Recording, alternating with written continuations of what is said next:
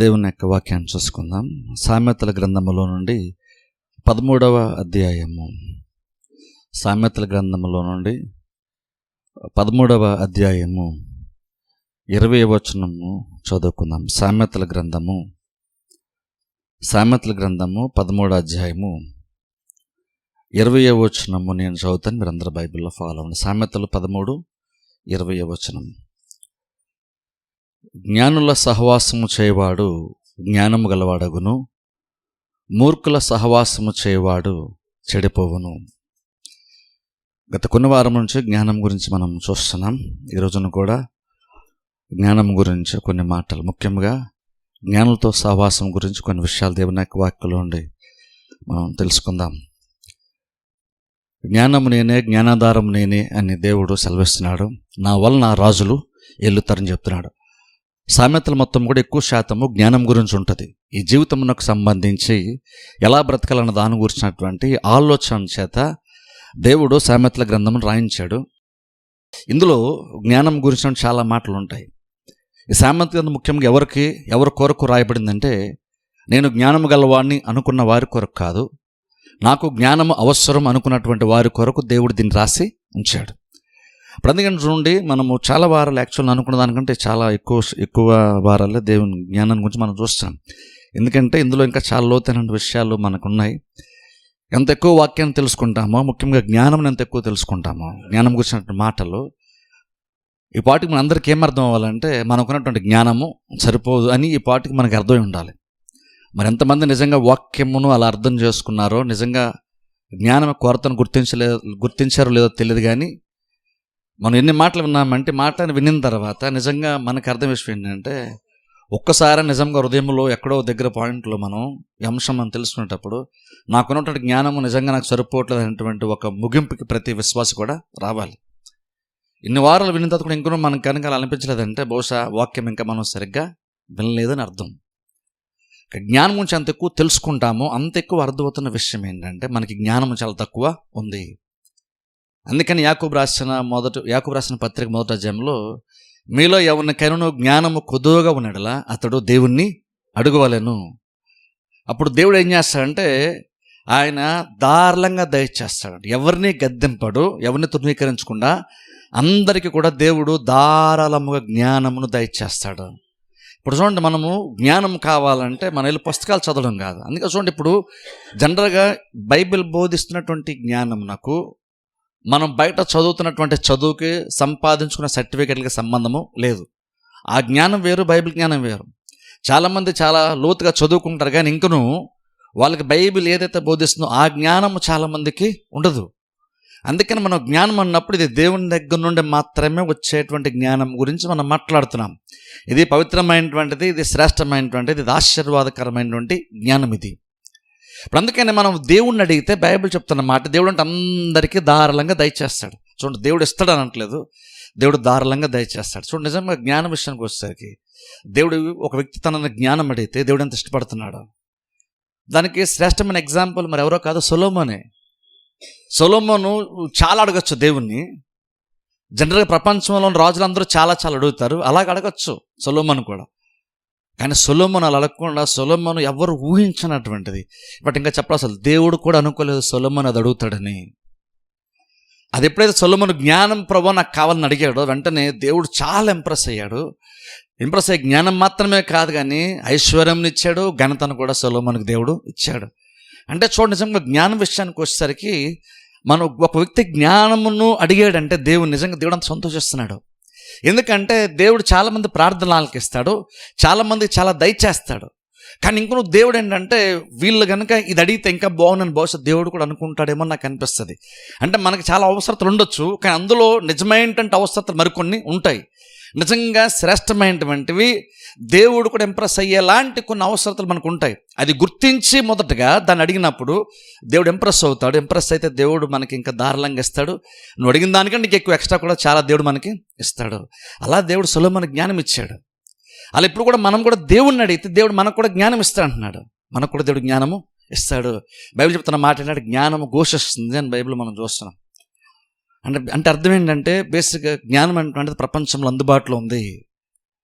దాన్ని సంపాదించుకొని మాత్రం దేవుడు చెప్తున్నాడు. సంపాదించుకోవడం నువ్వు కనుక నిజంగా వెతికితే, జ్ఞానం కొన్ని నువ్వు వెతికితే దేవుడు ఖచ్చితంగా నువ్వు సంపాదించుకోవడానికి అవసరమైన అవకాశాన్ని దేవుడు ఖచ్చితంగా మనకి ఇస్తాడు. అందుకని గత వారం చూసారా, బలం లేనటువంటి జీవులు చిన్నవి 4 కలవని మనం సామెతల 30లో మనం చూసుకున్నాం. అవన్నీ చూడండి, నిజంగా దేవుడు ఆ జంతువుల దగ్గరికి, ఆ చిన్న చిన్న జీవుల దగ్గరకు కూడా పంపించి జ్ఞానమును నేర్చుకుని చెప్తున్నాడు. జ్ఞానం ఉంటే నీకెన్ని బలహీనతలు ఉన్నా సరే నువ్వు ఎలాగా దాన్ని జయించి బలముగా మార్చుకోవచ్చో దేవుడు ఆ చిన్న 4 జీవుల ద్వారా దేవుడు మనకి బోధిస్తున్నాడు చాలా విషయాలు. ఇప్పుడు మనం అర్థం చేసుకోవాలి. అందుకేనంటే జ్ఞానము ప్రతి చోట ఉంది, సృష్టిలో ఉంది, వాక్యములో ఉంది. అలాగనే నేర్చుకోవాలి అనేటువంటి ఆలోచన ఉండి జ్ఞానం సంపాదించుకోవాలని ఆశ నిజంగా ఉంటే ఆ వ్యక్తికి జ్ఞానం ఖచ్చితంగా దొరుకుతుంది. కాకపోతే నువ్వు జ్ఞానం సంపాదించుకోవాలన్నటువంటి ఫస్ట్ ఆఫ్ ఆల్ ఆశ ఉండాలి. ఆశతో నువ్వు వెతకడం కనుక ప్రారంభిస్తే నువ్వు ఖచ్చితంగా నువ్వు కనుగొంటావు. అది కూడా ఎలా వస్తుంది? దేవుడే నీకు ఇస్తాడు. ఎందుకంటే మీలో ఎవరికైనా జ్ఞానం కొద్దుకుంటే నన్ను అడగండి, నేను మీకు ఇస్తాను దేవుడు చెప్పాడు. కాబట్టి ఇప్పుడు ఏంటి, మనం అడిగినప్పుడు దేవుడు ఇస్తాడు. ఎలా ఇస్తాడు దేవుడు అన్న జ్ఞానం అంటే? దేవుడు చాలా రకాలైన అవకాశాలు మనకు కల్పిస్తాడు జ్ఞానం సంపాదించుకోవడానికి. నువ్వు ప్రార్థన చేస్తే బహుశా సడన్గా సొలొమోనుకి ఇచ్చిన జ్ఞానం దేవుడు ఇవ్వచ్చు. కొన్ని సందర్భాలు అలా కాకుండా అడిగినప్పుడు నీకు ఇవ్వాలనుకున్నప్పుడు దేవుడు దానికి వేరువేరు సమయాల్లో వేరువేరు చోట్ల వేరువేరు వ్యక్తుల ద్వారా లేదా పరిస్థితుల ద్వారా కూడా దేవుడు మనకి జ్ఞానమును నింపే ప్రయత్నము చేస్తాడు. అందుకని మనం ప్రార్థన చేశామంటే దాన్ని నిజంగా నిజాయితీగా మనం దాన్ని వెతకాలి కూడా. ఎందుకంటే దేవుడు నీ ప్రార్థనకి ఏ రీతిలో జవాబిస్తాడో నీకు కూడా తెలియదు. మన బహుశా ఎలాగేస్తాడు అలాగేస్తాడు అనుకుంటాం, కానీ దేవుడు చాలా రకాలుగా ఇస్తాడు. సొలొమోను ప్రార్థన చేస్తే దేవుడు నేరుగా జ్ఞానం ఇచ్చాడు. కానీ అదే దేవుడు మరలా చెప్తున్నాడు, చీమల దగ్గరికి వెళ్ళండి జ్ఞానం నేర్చుకుని అంటున్నాడు, మిడతల దగ్గరికి వెళ్ళండి జ్ఞానం నేర్చుకుని అంటున్నాడు, చిన్న కుందల దగ్గరికి వెళ్ళండి జ్ఞానం నేర్చుకుని అంటున్నాడు, బల్లి దగ్గరికి వెళ్ళండి జ్ఞానము నేర్చుకోండి. దేవుడు జ్ఞానం నేరుగా సొలొమోనుకి ఇచ్చాడు. కానీ అదే మళ్ళీ ఏమన్నాడంటే, మీరు వేరే వేరే చోట్ల కూడా వెళ్తే కూడా మీరు జ్ఞానం మీరు సంపాదించుకోవచ్చు. అది కూడా నేను మీకు అవకాశం ఇస్తేనే మీరు వెళ్తున్నారు, మీరు జ్ఞానమును నేర్చుకుంటారు, పొందుకుంటారు. స్పెసిఫిక్గా చూడండి, ఈరోజు నా సహవాసం గురించి మాట్లాడతాను. ఇక్కడ చూడండి, బైబిల్ చదివిన వచ్చిన ఒకసారి మరలా చదివిన ముందుకు వెళ్తాను. సామెతలు 13:20 వచనము, జ్ఞానుల సహవాసం చేయవాడు జ్ఞానము గలవాడగును, మూర్ఖుల సహవాసం చేయవాడు చెడిపోయి. ఇక్కడ చూడండి, జ్ఞానులతో సహవాసం చేసేటువంటి వాడు జ్ఞానము గలవాడుగా మారుతాడండి. ఇక్కడ చూడండి, సహవాసం అంటే కూడా మన జ్ఞానం పైన ఎంతగా ప్రభావం చూద్దాం ఒకసారి ఆలోచించండి. జ్ఞానులతో సహవాసం చేసేటువంటి వాడు జ్ఞానం ఎక్కువగా పొందుకుంటాడు. ఇప్పుడు చూడండి, ఇక్కడ మనం అర్థం చేసుకోవాలి, జ్ఞానులతో సహవాసం ఎందుకు మనం కోరుకోవాలి. స్పెసిఫిక్ ఇక్కడ నీకు అనుకూలం ఉన్న వారితో నువ్వు సహవాసం చేయని బైబిల్ చెప్పట్లేదు. మనం నార్మల్గా మనుషులకు మనం ఏంటంటే ఎవరితో ఎక్కువ సహవాసం ఇష్టపడతాడు, నాకు అనుకూలంగా ఎవరున్నారు వాళ్ళతో సహవాసం చేయడానికి ఇష్టపడతాను. నేను ఒక చోటుకి వెళ్ళినప్పుడు అక్కడ ఎక్కువ మంది నాకు అనుకూలంగా ఉండే వాళ్ళ దగ్గర ఉన్న ఇష్టపడతాం, వాళ్ళ దగ్గర సహవాసం ఇష్టపడతాం. ఎక్కడైతే మనం గుర్తిస్తారనుకుంటున్నామో, ఎక్కడైతే మనకి వాల్యూ ఉంటుందని మనం అనుకుంటున్నామో అక్కడ మనకి మేలు ఉందని మనం అనుకుంటాం. కానీ నిన్ను గుర్తించి నీకు వాల్యూ ఇస్తున్న ప్రతిసారి అక్కడ నీకు మేలు జరుగుతున్న గ్యారంటీ ఏమీ లేదు. బైబిల్ చెప్తున్న మాట అంటే జ్ఞానులతో సహవాసం చేసేటువంటి వాడు అంటే అర్థం ఏంటంటే, ఇప్పుడు వీడు జ్ఞానవంతుడు కాబట్టి జ్ఞాన సహవాసం చేస్తాడని కాదు. జ్ఞానులతో ఎందుకు సహవాసం చేసుకుని సెలెక్టివ్గా ఎందుకు ఉంటాడు, జ్ఞానము గలవారని చూసి వాళ్ళతో సహవాసానికి ఎందుకు ఇష్టపడతాడంటే ఈయనకి జ్ఞానము కావాలి, జ్ఞానము కావాలి. ఆ జ్ఞానము సంపాదించుకోవడానికి ఆయనకున్న అవకాశాలన్నింటినీ వెతుక్కున్నప్పుడు సహవాసము ద్వారా కూడా జ్ఞానము సంపాదించుకోవచ్చు అని అర్థమైంది. బహుశా ఈ వ్యక్తి ఇంకొక ప్రార్థన చేస్తున్నాడు, దేవుని అడుగుతున్నాడు, వాక్యం వింటున్నాడు, ఇంకా చాలా బహుశా చేస్తున్నాడేమో. కానీ ఇంకొను జ్ఞానం సంపాదించుకోవడానికి ఇంకా ఎక్కడ కూడా కొంత జ్ఞానం సంపాదించుకోవచ్చో ఆయనకు అర్థమయ్యింది. ఇప్పుడు అందుకని ఆయన సహవాస విషయంలో కూడా చాలా జాగ్రత్తగా ఉంటాడు. ఆయన సహవాసంలో కూడా ఏం చేస్తాడంటే, తనకి అనుకూలంగా ఉన్నటువంటి వారితో కాదు, తాను అంత జ్ఞానవంతుడు కానప్పటికి కూడా జ్ఞానుల దగ్గరికి వెళ్ళి జ్ఞానులతో ఎక్కువ టైం స్పెండ్ చేయడానికి ఇష్టపడతాడంట. ఇప్పుడు చూడండి, ఇందులో ఉన్న ప్రాబ్లం ఏంటంటే, నాకు జ్ఞానం ఉన్న జ్ఞానం సరిపోలేదని నేను అనుకుంటున్నాను.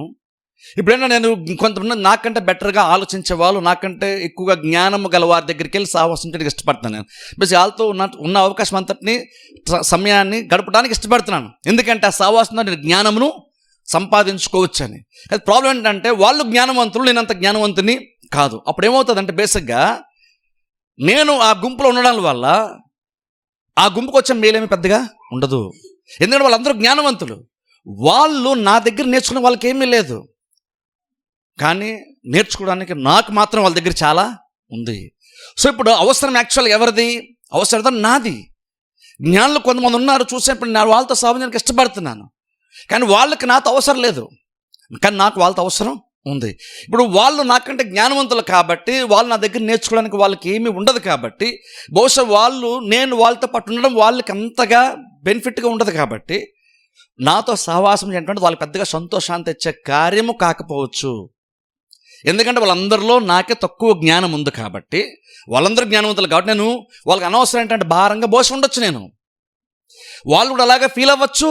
అలాగే ఫీల్ అవుతూ వాళ్ళు కూడా ఏంటంటే కొన్నిసార్లు మా అందరిలో ఆ గుంపులో నేనే తక్కువ జ్ఞానవంతును కాబట్టి నన్ను కొంచెం తక్కువ కూడా చూడొచ్చు. ఎందుకంటే వాళ్ళందరూ జ్ఞానవంతులు కాబట్టి.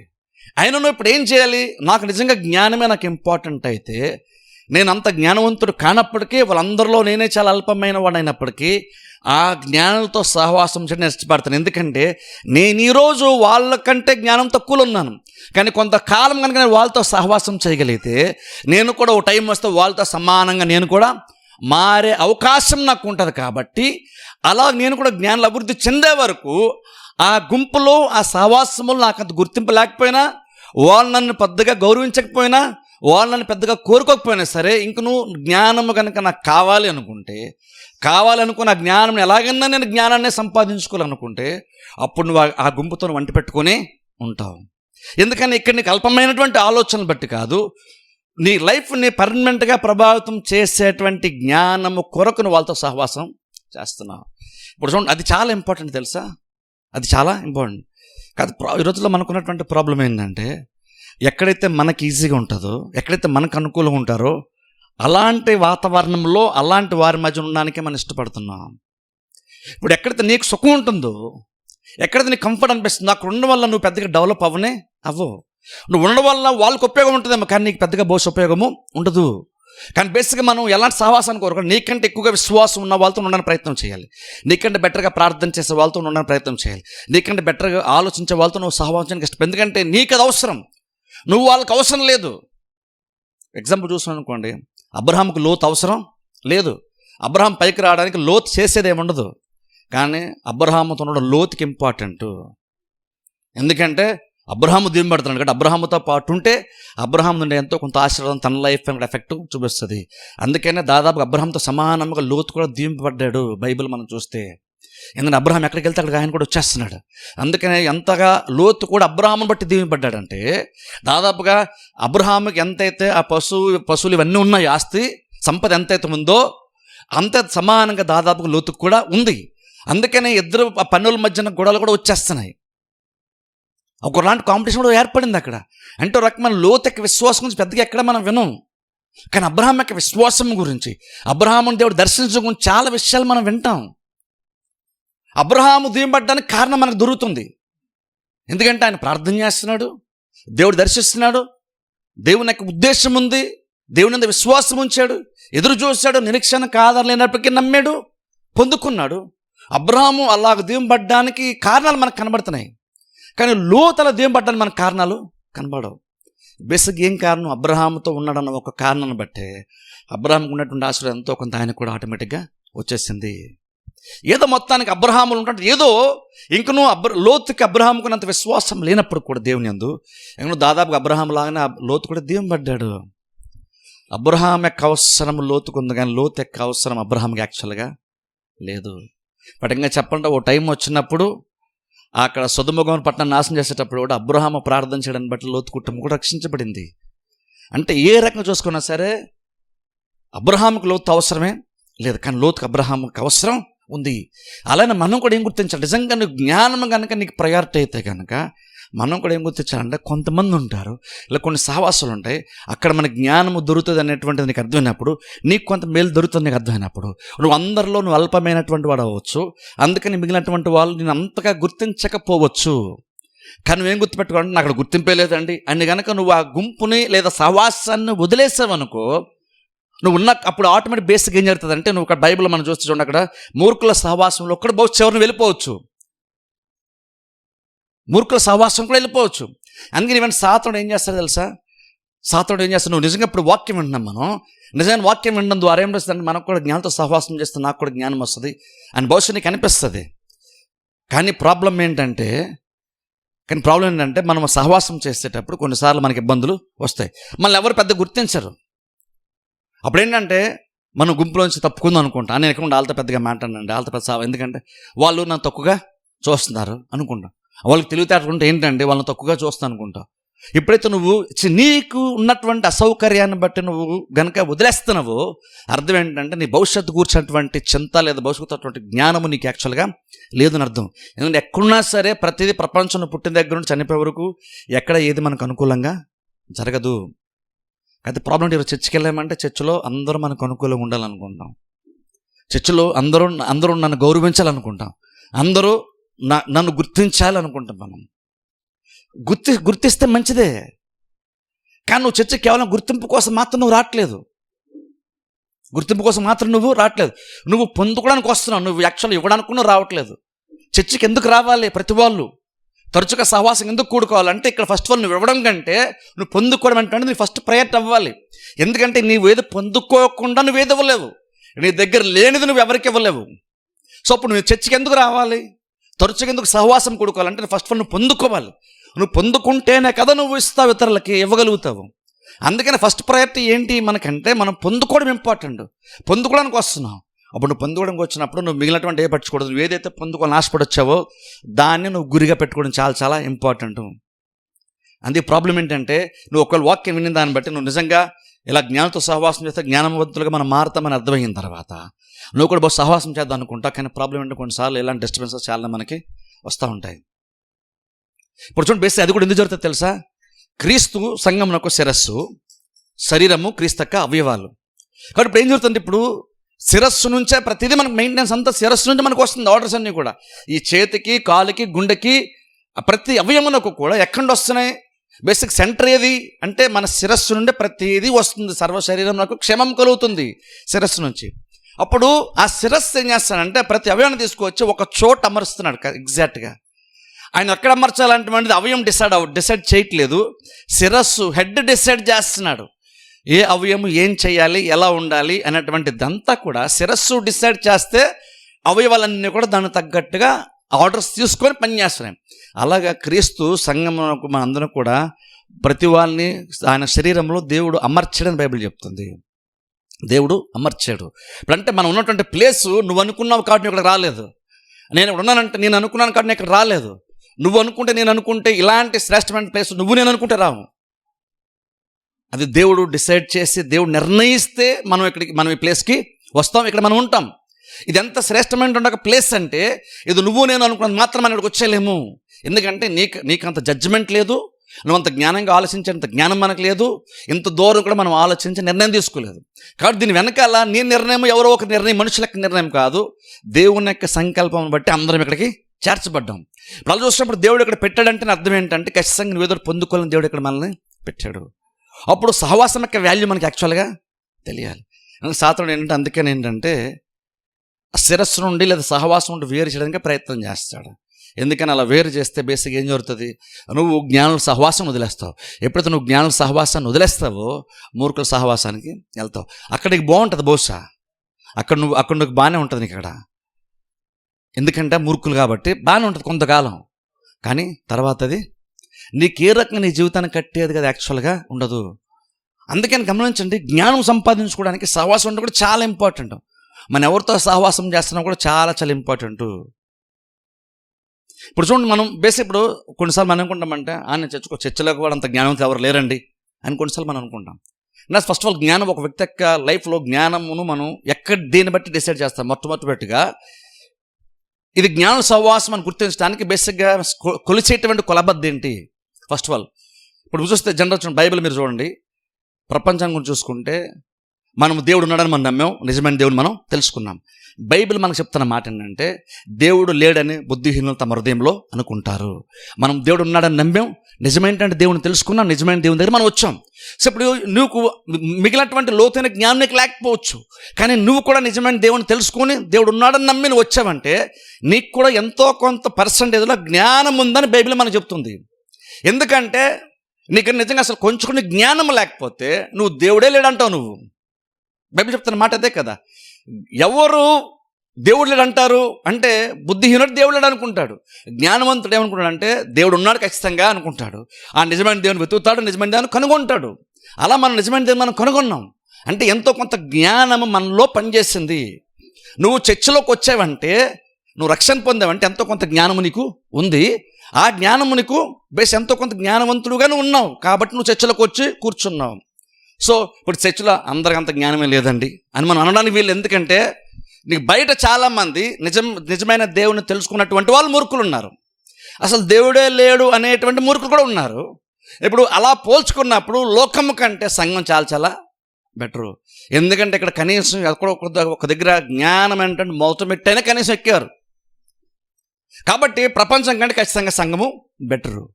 ఇప్పుడు ఆ సంఘంలో కూడా మళ్ళీ కొంత నీకంటే బెటర్ జ్ఞానవంతులు ఖచ్చితంగా ఉంటారు. వెతుక్కొని మనం వాళ్ళతో సహవాసం ఇష్టపడినప్పుడు వాళ్ళు ఉండేటువంటి ఎంతో కొంత నీకు బెనిఫిట్గా ఖచ్చితంగా వచ్చేసే తీరుతుంది. సహవాసం దాన్ని బట్టి నువ్వు కూడా జ్ఞానవంతులుగా మారిపోతావు. అందుకే మన పిల్లలు కూడా మనం ఏం చెప్తాం, స్కూల్కి వెళ్ళేప్పుడు బాగా చదువుకునే వాళ్ళతో నువ్వు సహవాసం చేయని చెప్తాం. నీకంటే మార్కులు ఎక్కువ వచ్చే సహవాసం చేయి. అప్పుడు ప్రాబ్లం ఏంటి, ఇప్పుడు తనకన్నా మార్కులు ఎక్కువ వచ్చే సహవాసం చేసేటప్పుడు ఎక్కువ మార్కులు వచ్చేటువంటి వాడికి ఈ స్టూడెంట్తో పెద్ద అవసరమేమి, ఎందుకంటే తన దగ్గర నేర్చుకుంటే ఏమీ లేదు కాబట్టి తృణీకరిస్తాడు, తక్కువగా చూస్తాడు. ఏదైనా హెల్ప్ చేయమని అడిగినా సరే ఇది ఎలా లెక్క ఎలా వచ్చిందో కొంచెం చెప్పన్నా సరే బెస్ట్గా చెప్పడానికి కష్టపడ్డు. ఎందుకంటే ఇతనికి లాభం ఏమి లేదు చెప్పడం వల్ల. అందుకనే పెద్దగా ఆ తక్కువగా ఉన్నటువంటి స్టూడెంట్ని ఈ గుంపు పట్టించుకోకపోవచ్చు, ఎందుకంటే తన బాగా చదువుతున్నాడు, వాళ్ళు బాగా చదవట్లేదు కాబట్టి. కానీ ఇంకొను అంతగా జ్ఞానం లేనటువంటి వాడు ఏం చేయాలి, ఇంకొను బాగా తనకంటే బాగా మార్కులు వచ్చే వాళ్ళతో సహవాసం చేస్తూనే ఉండాలి. ఎందుకంటే చిన్న చిన్న ఇబ్బందులు ఉన్నా సరే ఖచ్చితంగా ఏదో పాయింట్ ఆఫ్ టైంలో ఖచ్చితంగా ఎంతో కొంత వాళ్ళ దగ్గర నుంచి జ్ఞానమును సంపాదించుకుంటాడు. తనకు ఆల్రెడీ ఉన్నటువంటి సామర్థ్యము కంటే ఇప్పుడు సహవాసాన్ని బట్టి ఎంతో కొంత జ్ఞానం సంపాదించుకుంటాడు. ఆ జ్ఞానాన్ని బట్టి ఎన్నో కొన్ని మార్కులు కొంచెం బెటర్గా వచ్చే అవకాశము ఉంటుంది. అందుకనే స్కూల్లో కూడా కొన్నిసార్లు ఏం చేస్తారంటే, అలాగే కొన్నిసార్లు వాళ్ళకి ఏదన్నా ఎక్స్ట్రా క్లాసులు చెప్పేటప్పుడు కూడా గ్రూప్గా డివైడ్ చేసినప్పుడు కూడా 2-3 చదువుకునే వాళ్ళతో పాటు ఇంకో 2 చదువు అంతగా పెద్దగా రానటువంటి వాళ్ళతో కలుపుతారు. ఎందుకని అలా చూసి ఎంతో కొంత నేర్చుకుంటారు, వీళ్ళు సపోర్ట్ చేస్తారు, వాళ్ళు కొంచెం నేర్చుకుంటారు అని. అలాగే దేవుడు ఇంకా బెటర్గా ఆలోచించే దేవుడు మనకంటూ ఒక ప్లేస్ని, మనకంటూ ఒక స్థానాన్ని దేవుడు మనకి ఇస్తాడు. దాన్ని అర్థం చేసుకోవడం చాలా ఇంపార్టెంట్. అందుకంటే చూడండి, జ్ఞానం కావాలన్నప్పుడు నేర్చుకోవడానికి కూడా రెడీ అవ్వాలి. నేను నేర్చుకోకుండా నువ్వు జ్ఞానం సంపాదించిన ఎంత తగ్గడానికి నువ్వు ఇష్టపడకపోతే నువ్వు జ్ఞానం నీకు రాదు. నేను అడగడానికి ట్రై చేశానండి, వాళ్ళు చెప్పట్లేదండి, వాళ్ళు తక్కువగా మాట్లాడుతున్నారండి, అందుకే నేను వాళ్ళని వదిలేసానండి, వాళ్ళతో ఇక్కడ నేను సహవాసం చేయట్లేదంటే అన్నావు అనుకో, అర్థం ఏంటంటే నీకెంత కంఫర్టబుల్గా ఉంది, నీకెంత గౌరవం దక్కుతుంది అన్న దాని మీద ఉన్నటువంటి ముఖ్యత్వము జ్ఞానం సంపాదించుకోవడం మీద లేదు. కానీ బైబిల్ నీ గౌరవం మీద ఇల్లు కట్టబడుతుందన్న బైబిల్ లేదు, జ్ఞానము చేత ఇల్లు కట్టబడుతుంది. గౌరవం ఉంటే మంచిదే, కానీ తెలుసా ఆ గౌరవం వల్ల పెద్ద యూజ్ ఏం లేదు, జస్ట్ ఆఫ్ ఫీలింగ్ అంతేది, అంతే పెద్దగా అందులో ఏమీ లేదు. కానీ ఎంతమంది ఎంతసేపు అదే ఎక్కువ కోరుకుంటారు తెలుసా, నాకు ఇక్కడ ఎంత బెనిఫిట్ ఉంటుంది అన్న దానికంటే నాకు ఎంత గౌరవం దక్కుతుందని దాని మీద ఎక్కువ ప్రయారిటీ మనకి. కానీ నువ్వు గౌరవం మీద ఇల్లు కట్టుకోవు, నీకు వస్తున్న రెస్పెక్ట్ మీద నువ్వు ఇల్లు కట్టుకోవు, జ్ఞానం మీద నువ్వు ఇల్లు కట్టుకుంటావు. అప్పుడు నిజంగా జ్ఞానం ఒక చోట దొరుకుతుందని నీకు అర్థమైతే అప్పుడు నీకు ఎలాంటి ఫీలింగ్ కలుగుతున్నది ఇష్యూ కాదు. ఇక్కడ నిన్ను వాళ్ళు గౌరవిస్తలేదన్నది ఇష్యూ కాదు, నీకు జ్ఞానం అంటే ప్రయారిటీ అయితే కనుక నువ్వు దానికోసం ఎంత ముందుకి రావాలి. సొలొమోను చూడండి, ఒకసారి మరలా జ్ఞాపకం చేస్తున్నా. సొలొమోను ఆ రోజున జ్ఞానం సంపాదించుకోవడానికి దేవునికి ఆ వేరే చోటు తన రాజభవనాన్ని వదిలేసి వేరే చోటుకి వెళ్ళి ఒక పర్వత ప్రాంతానికి వెళ్ళి అక్కడ బళ్ళు అర్పించాడు, కొన్ని వేల బళ్ళు అర్పించాడు. ఎందుకంత ప్రయాసం తీసుకోవాలి రాజు, ఒకసారి ఆలోచించండి. ఎందుకని అన్ని బళ్ళు అర్పించడం ఏం చెప్తుందంటే, బళ్ళు లెక్క వాల్యూ చెప్పట్లేదు, అది దాని వెనకాల సొలొమోనుకు ఉన్నటువంటి తీవ్రత తెలియజేస్తుంది మనకు. అది ఎందుకు సొలొమోను అంత ప్రయాసపడుతున్నావు నువ్వు అంటే, నాకు దేవుని దగ్గర ఉండి నేను చాలా బలమైనటువంటి ఒక కార్యం కొరకు ఎదురు చూస్తున్నాను, నాకు అది కావాలి. అన్ని బళ్ళు అర్పించడంలో సొలొమోను యొక్క తీవ్రత సంపాదించుకోవాలి, దేవుణ్ణి అడగాలి అంటే దాంట్లో అనుకున్న తీవ్రతను సూచిస్తుంది, అది చూపిస్తుంది. ఈ రోజుల్లో మనకి అంత తీవ్రత కనుక ఒక విశ్వాసంలో కనబడితే ఖచ్చితంగా దేవుని దగ్గర నేను పొందాలి, ఖచ్చితంగా దాన్ని మనం పొందుకొని తీరుతాం. అయితే ప్రాబ్లం ఏంటంటే ఈ రోజుల్లో మనకంత తీవ్రత బేసిక్ మనకి లేదు, మనకంత తీవ్రత లేదు. ఎన్ని అడ్డులు వచ్చినా, ఎన్ని ఆటంకాలు వచ్చినా సరే అనుకున్నటువంటిది నేను చేసి తీరుతాను, నేను అనుకున్న చోటుకి వెళ్తాను. చర్చికి వెళ్ళాలంటే ఎన్ని అడ్డులున్నా, ఎన్ని ఆటంకాలు నేను వెళ్తాను, ఎందుకంటే అక్కడికి వెళ్తే నాకు వచ్చే బెనిఫిట్ వేరు అని కనుక నిజంగా అనుకుంటే నీకు ఎన్ని అడ్డులు ఆటంకాలను తొలగించుకొని వెళ్తావు. సొలొమోను ఎంతగా మనసులో అది నింపుకున్నాడంటే, ఆ రాత్రి పడుకుంటే దేవుడు కల్లో కూడా దర్శించేశాడు. అంటే బళ్ళు అర్పించిన తర్వాత కూడా కామ్గా ఇంటికి వెళ్ళిపోయి పడుకుని ఆ ప్రాంతంలో పడుకున్నాడు. పడుకున్నప్పుడు కూడా బహుశా ఆలోచిస్తూ ఉన్నాడేమో, దేవుడి గురించి తెలియదు అందుకని దేవుని గురించి దర్శనము సొలొమోనుకి కలిగింది. ఎంత లోతుగా బహుశా సొలొమోను దేవుని గురించి ఆలోచించుంటాడు, ఆలోచించండి. అంటే ఎంత తీవ్రత ఉంటుంది. ఈరోజు నిజంగా విశ్వాసంగా మనకు అంత తీవ్రత ఉందా? నిజంగా దేవుని దగ్గర నుండి పొందుకోవాలనుకున్నప్పుడు నిజంగా అంత తీవ్రత మనకుందా? తీవ్రత ఉంటే నీ లైఫ్ స్టైల్ వేరుగా ఉంటుంది. తీవ్రత ఉంటే చిన్న చిన్న కారణాలను బట్టి నువ్వు సహవాసం మానలేవు, చిన్న చిన్న కారణాలను బట్టి నువ్వు వేరేగా ఉండలేవు. నువ్వు ఏది ఏమైనా సరే నేను చర్చికి వెళ్ళాలి, నువ్వు వాక్యం వినాలి, నేను దేవుని దగ్గర నుండి అనుకున్నటువంటిది పొందుకోవాలి. దేవుడిని ఒకటి అడిగాను, నేను అది ఖచ్చితంగా పొందుకునే తీరుతాను. అలా ఉండాలి. ఆ తీవ్రత కనుక ఉంటే ఖచ్చితంగా మనం జ్ఞానం కూడా సంపాదించుకుంటాం. అంతలాగా వెతికితే జ్ఞానం వస్తుంది ఖచ్చితంగా. నీకు ప్రపంచం నేర్పించినటువంటి జ్ఞానము, బుక్స్ ద్వారా రానటువంటి జ్ఞానము, చదువును బట్టి రానటువంటి జ్ఞానము, దేవుని దగ్గర శ్రేష్టమైన జ్ఞానం మనకి దొరుకుతుంది. కాకపోతే ఈ రోజుల్లో మనకు అంత తీవ్రత ఉందా? అంతగా అవమానమైనా సరే, ఇబ్బంది అయినా సరే, వేరే వేరే సమస్యలు అయినా సరే, వాటన్నిటిని అధిగమించుకుంటూ నేను ఒకటి సంపాదించుకోవడం కోసం వచ్చాను, అది ఖచ్చితంగా పొందుకునే వరకు నేను వెనక్కి వెళ్ళను. అలా ఉండాలి తెలుసా? విశ్వాసం వల్ల ఆ తీవ్రత ఉండాలి మనకు ఆ తీవ్రత ఉండాలి. అందుకే చూడండి, బైబిల్ కనాను స్త్రీ చూడండి, యేసుక్రీస్తు ఎంత భయంకరంగా మాట్లాడారు అసలు.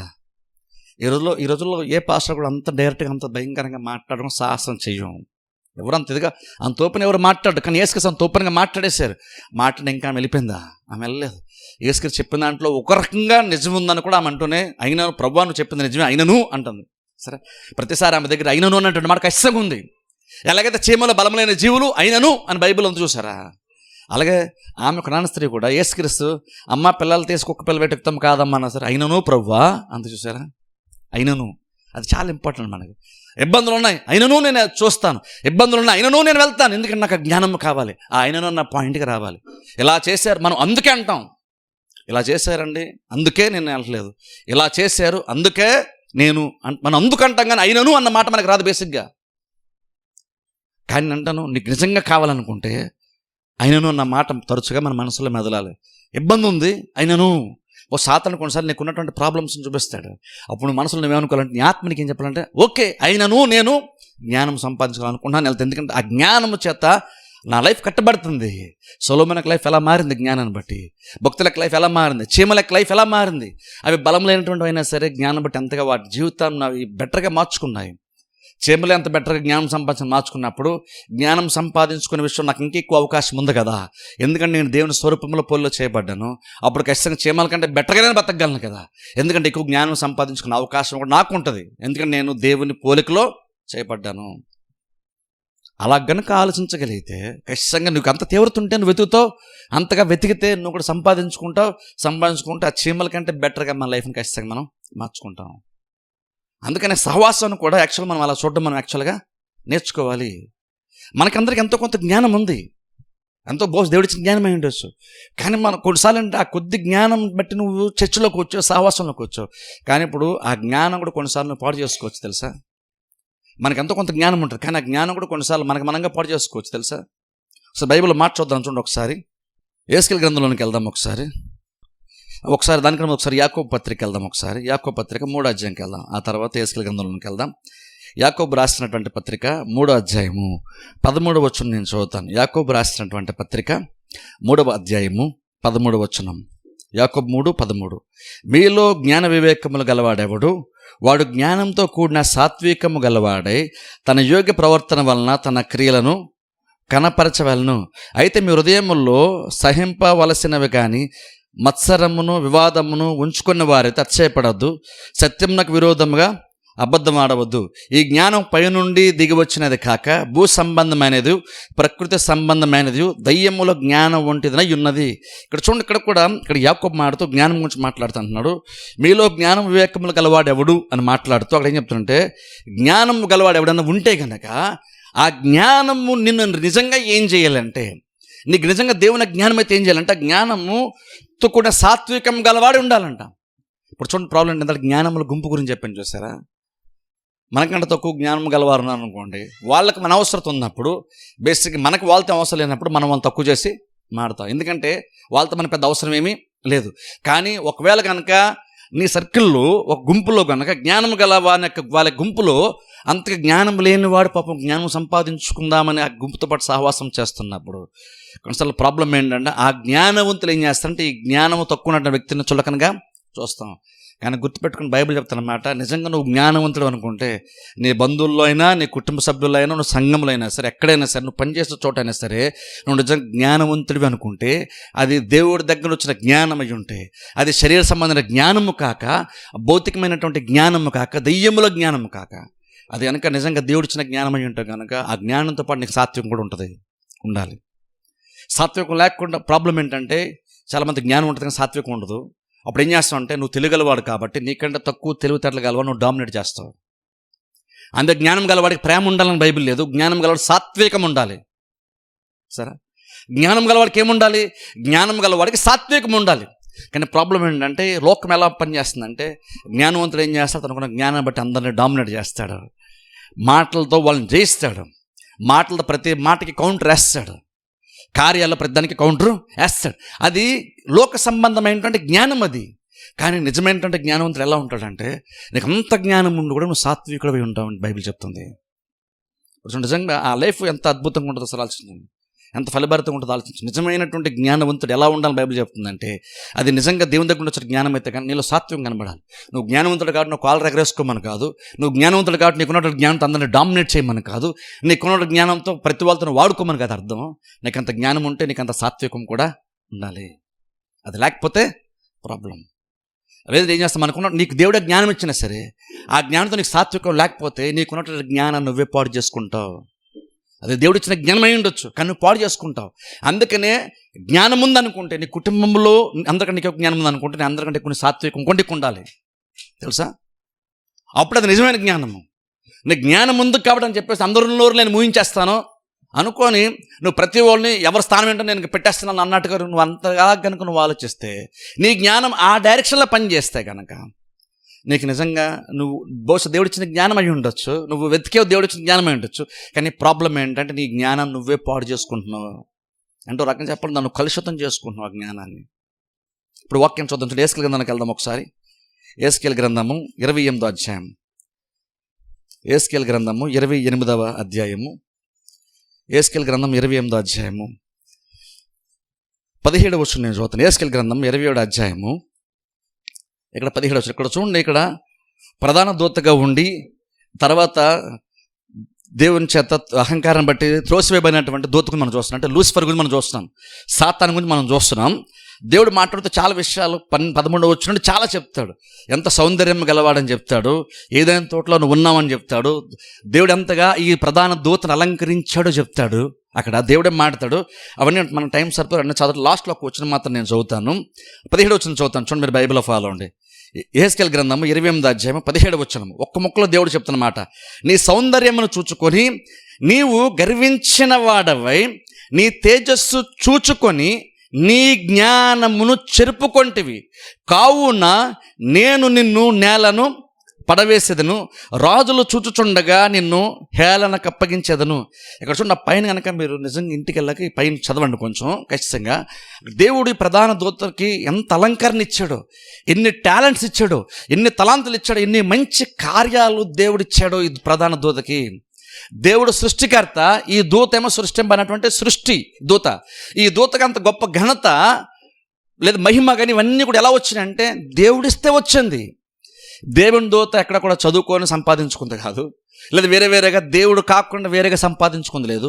దేవుని సమ్ముఖంలో ఉన్నటువంటి దేవుని దూతలు, దేవుడు తన కోసం కొంతమందిని తన దూతలను చేసుకున్నాడు. ఆయన అలా చేసుకున్న ప్రతి దూతకి దేవుడు తనకున్నటువంటి ప్రణాళికను బట్టి ఎంతో కొంత మంచితనము, ఎంతో కొంత మహిమ, ఎంతో కొంత ప్రత్యేకత దేవుడు వాటికి ఇచ్చాడు.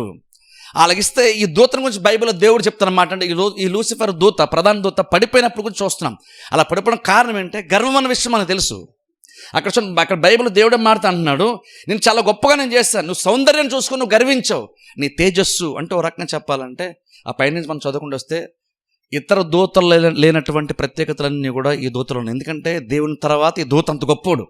ఓ రకంగా చెప్పండి, దేవుని తర్వాత దేవుడు లాంటాడు అనమాట పరలోకములో. అంటే దూతలందరికంటే దేవుడితో సమానం అనలేం, కానీ దూతలందరికంటే మాత్రం ఉన్నతమైనటువంటి వాడు ఈ దూత. ఈ దూత ఓ టైం వచ్చేసరికి తన జ్ఞానమును చెరుపుకున్నాడు. బైబిల్ ఉంది ఇక్కడ, గమనించండి. తన జ్ఞానమును చెరుపుకున్నాడు. ఆ మహిమ ప్రభావం అంతా ఎలా వచ్చింది? దేవుడు ఆ సామర్థ్యం ఇస్తే ఆ దూతకు ఆ జ్ఞానం కానీ ఏదన్నా ఉంది. ఆయన ఏదైతే చేయగల ప్రతిదీ దానికి కూడా దేవుడు ఆ జ్ఞానమును సామర్థ్యాన్ని ఇచ్చాడు ఈ దూతకి. అది చేస్తూ వచ్చాడు.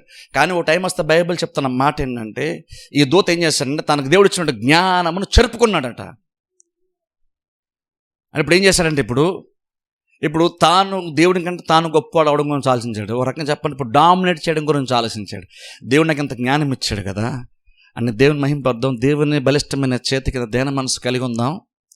నా పైన దేవుడే ఒక్కడే ఉన్నాడు, అయినను ఇంకను ఆ దేవుని దగ్గర ఉండే కదా సమస్తము నాకు వచ్చింది, ఆ దేవుని కింద నేను ఉంటే నేను ఇంకా బెటర్గా ఉంటాను అనేటువంటి ఆ జ్ఞానము కాక ఏ జ్ఞానం పనిచేసిందంటే, ఆ దేవుడు ఒక్కడే కదా నా పైన ఉన్నాడు, ఆయన కంటే నేను గొప్పగా హెచ్చించుకుంటే నేను ఇంకా బెటర్గా మారుతాను అని అనుకొని తనకున్నటువంటి జ్ఞానమును చెరుపుకున్నాడని బైబిల్ మనం చూస్తాం. చెరుపుకోవడం వల్ల ఏమైంది? అంతా దేవుడిచ్చిన దాన్ని చెరుపుకున్నాడు. ఈయన చెరుపుకోవడం వల్ల ఏమైందంటే దేవుడు తృణీకరించాడు, దేవుడి కిందకి తోసేసాడు, వాళ్ళని మొత్తం పాడైపోయింది. ఇప్పుడు అంటే అర్థం ఏంటంటే, దేవుడు జ్ఞానం ఇచ్చిన తర్వాత జ్ఞానం కూడా మనం చెరుపుకుంటామా అంటే, బైబిల్ చెప్తున్న మాట అంటే దేవుడే నీకు ఇచ్చిన తర్వాత కూడా బహుశా నువ్వు దేవుడిని అడిగి పొందుకోవచ్చు జ్ఞానము, కానీ ఇంకా నువ్వు కూడా జ్ఞానాన్ని చెరుపుకున్నటువంటి ప్రమాదం కూడా ఉంది. ఎందుకంటే నువ్వు జ్ఞానవంతుడివి అనుకున్నప్పుడు నువ్వేం చేయాలంటే, నీలో ఆ సాత్వికము లేకపోతే నీ జ్ఞానం నువ్వు పాడు చేసుకుంటున్నావు. ఎందుకంటే నువ్వు ఇతరులను తక్కువ చేసే ప్రయత్నం చేస్తావు. నువ్వు జ్ఞానవంతుడు అనే ఒక కారణం బట్టి ఇతరులను తక్కువ చేస్తున్నావు. ఇతరులు ఎప్పుడు మనం తక్కువ చేసినట్టుగా మాట్లాడతాం, ప్రవర్తిస్తామంటే, నీలో నీకు సాత్వికమైనప్పుడు ఇతరులను తక్కువ చేస్తావు. వాళ్ళ బహుశా నీకు నిజంగా తక్కువ వాళ్ళే, కాకపోతే నీకున్నటువంటి జ్ఞానాన్ని బట్టి నువ్వు ఉన్నటువంటి దాన్ని చూసుకొని నీ జ్ఞానము నువ్వు పాడు చేసుకుంటేనే ఇతరులను తక్కువ చేస్తావు. లేదా నీ జ్ఞానం ఉంటే నువ్వేం చేస్తావు, జ్ఞానంతో నువ్వు పైకి తీసుకొస్తావు. అదే దైవిక జ్ఞానం. అది లోకం యొక్క జ్ఞానం అందుకని దేవుని యొక్క జ్ఞానంతో సమానం కాదు. ఎందుకంటే లోకం ఏం చేస్తుంటే, జ్ఞానవంతుడు తనకంటే తక్కువ వారిని ఏదో రకంగా వాళ్ళని అణిచివేసి వాళ్ళని అనగదొక్కుతూ పైకి రావాలని చూస్తాడు. అది లోకం యొక్క జ్ఞానం. కానీ దేవుని జ్ఞానం ఏంటంటే, దేవుని మీద ఆధారపడి సంపాదించినటువంటి జ్ఞానము. ఆ జ్ఞానం బట్టి తాను పైకి వస్తూ, తను జ్ఞానవంతుడు కాబట్టి చుట్టూన్నటువంటి వారిని కూడా పైకి తీసుకొచ్చే ప్రయత్నం చేస్తాడు. వాళ్ళకి సపోర్ట్గా ఉంటాడు, వాళ్ళకి సహాయం చేస్తాడు, వాళ్ళకి ఆలోచనలు ఇస్తాడు. ఎందుకంటే దైవ జ్ఞానం. ఎందుకంటే దేవుడు కూడా అలాగనే పనిచేస్తాడు. సర్వజ్ఞానటువంటి దేవుడు సొలొమోనుకి జ్ఞానం ఇచ్చాడు. ఆ ఒక్క సొలొమోను రాజ్యం అంతటిని పైకి తీసుకొచ్చాడు, రాజ్యమును బెటర్గా మార్చాడు, రాజ్యాన్ని డెవలప్ చేశాడు, మనుషుల యొక్క స్థితిగతులను మార్చాడు సొలొమోను. తన దగ్గర పనిచేసేటువంటి స్థితిగతులను బ్రహ్మాండంగా మార్చాడు. షేబా దేశపు రాణి చూసినప్పుడు పని వాళ్ళని సైతము చూసి, వాళ్ళ నైపుణ్యతను చూసి, వాళ్ళ వస్త్రధారణ చూసి, వాళ్ళు పనిచేసే విధానాన్ని చూసి ఆశ్చర్యపోయింది. అంత బెటర్గా వాళ్ళకి లైఫ్ని సొలొమోను మార్చగలిగాడు.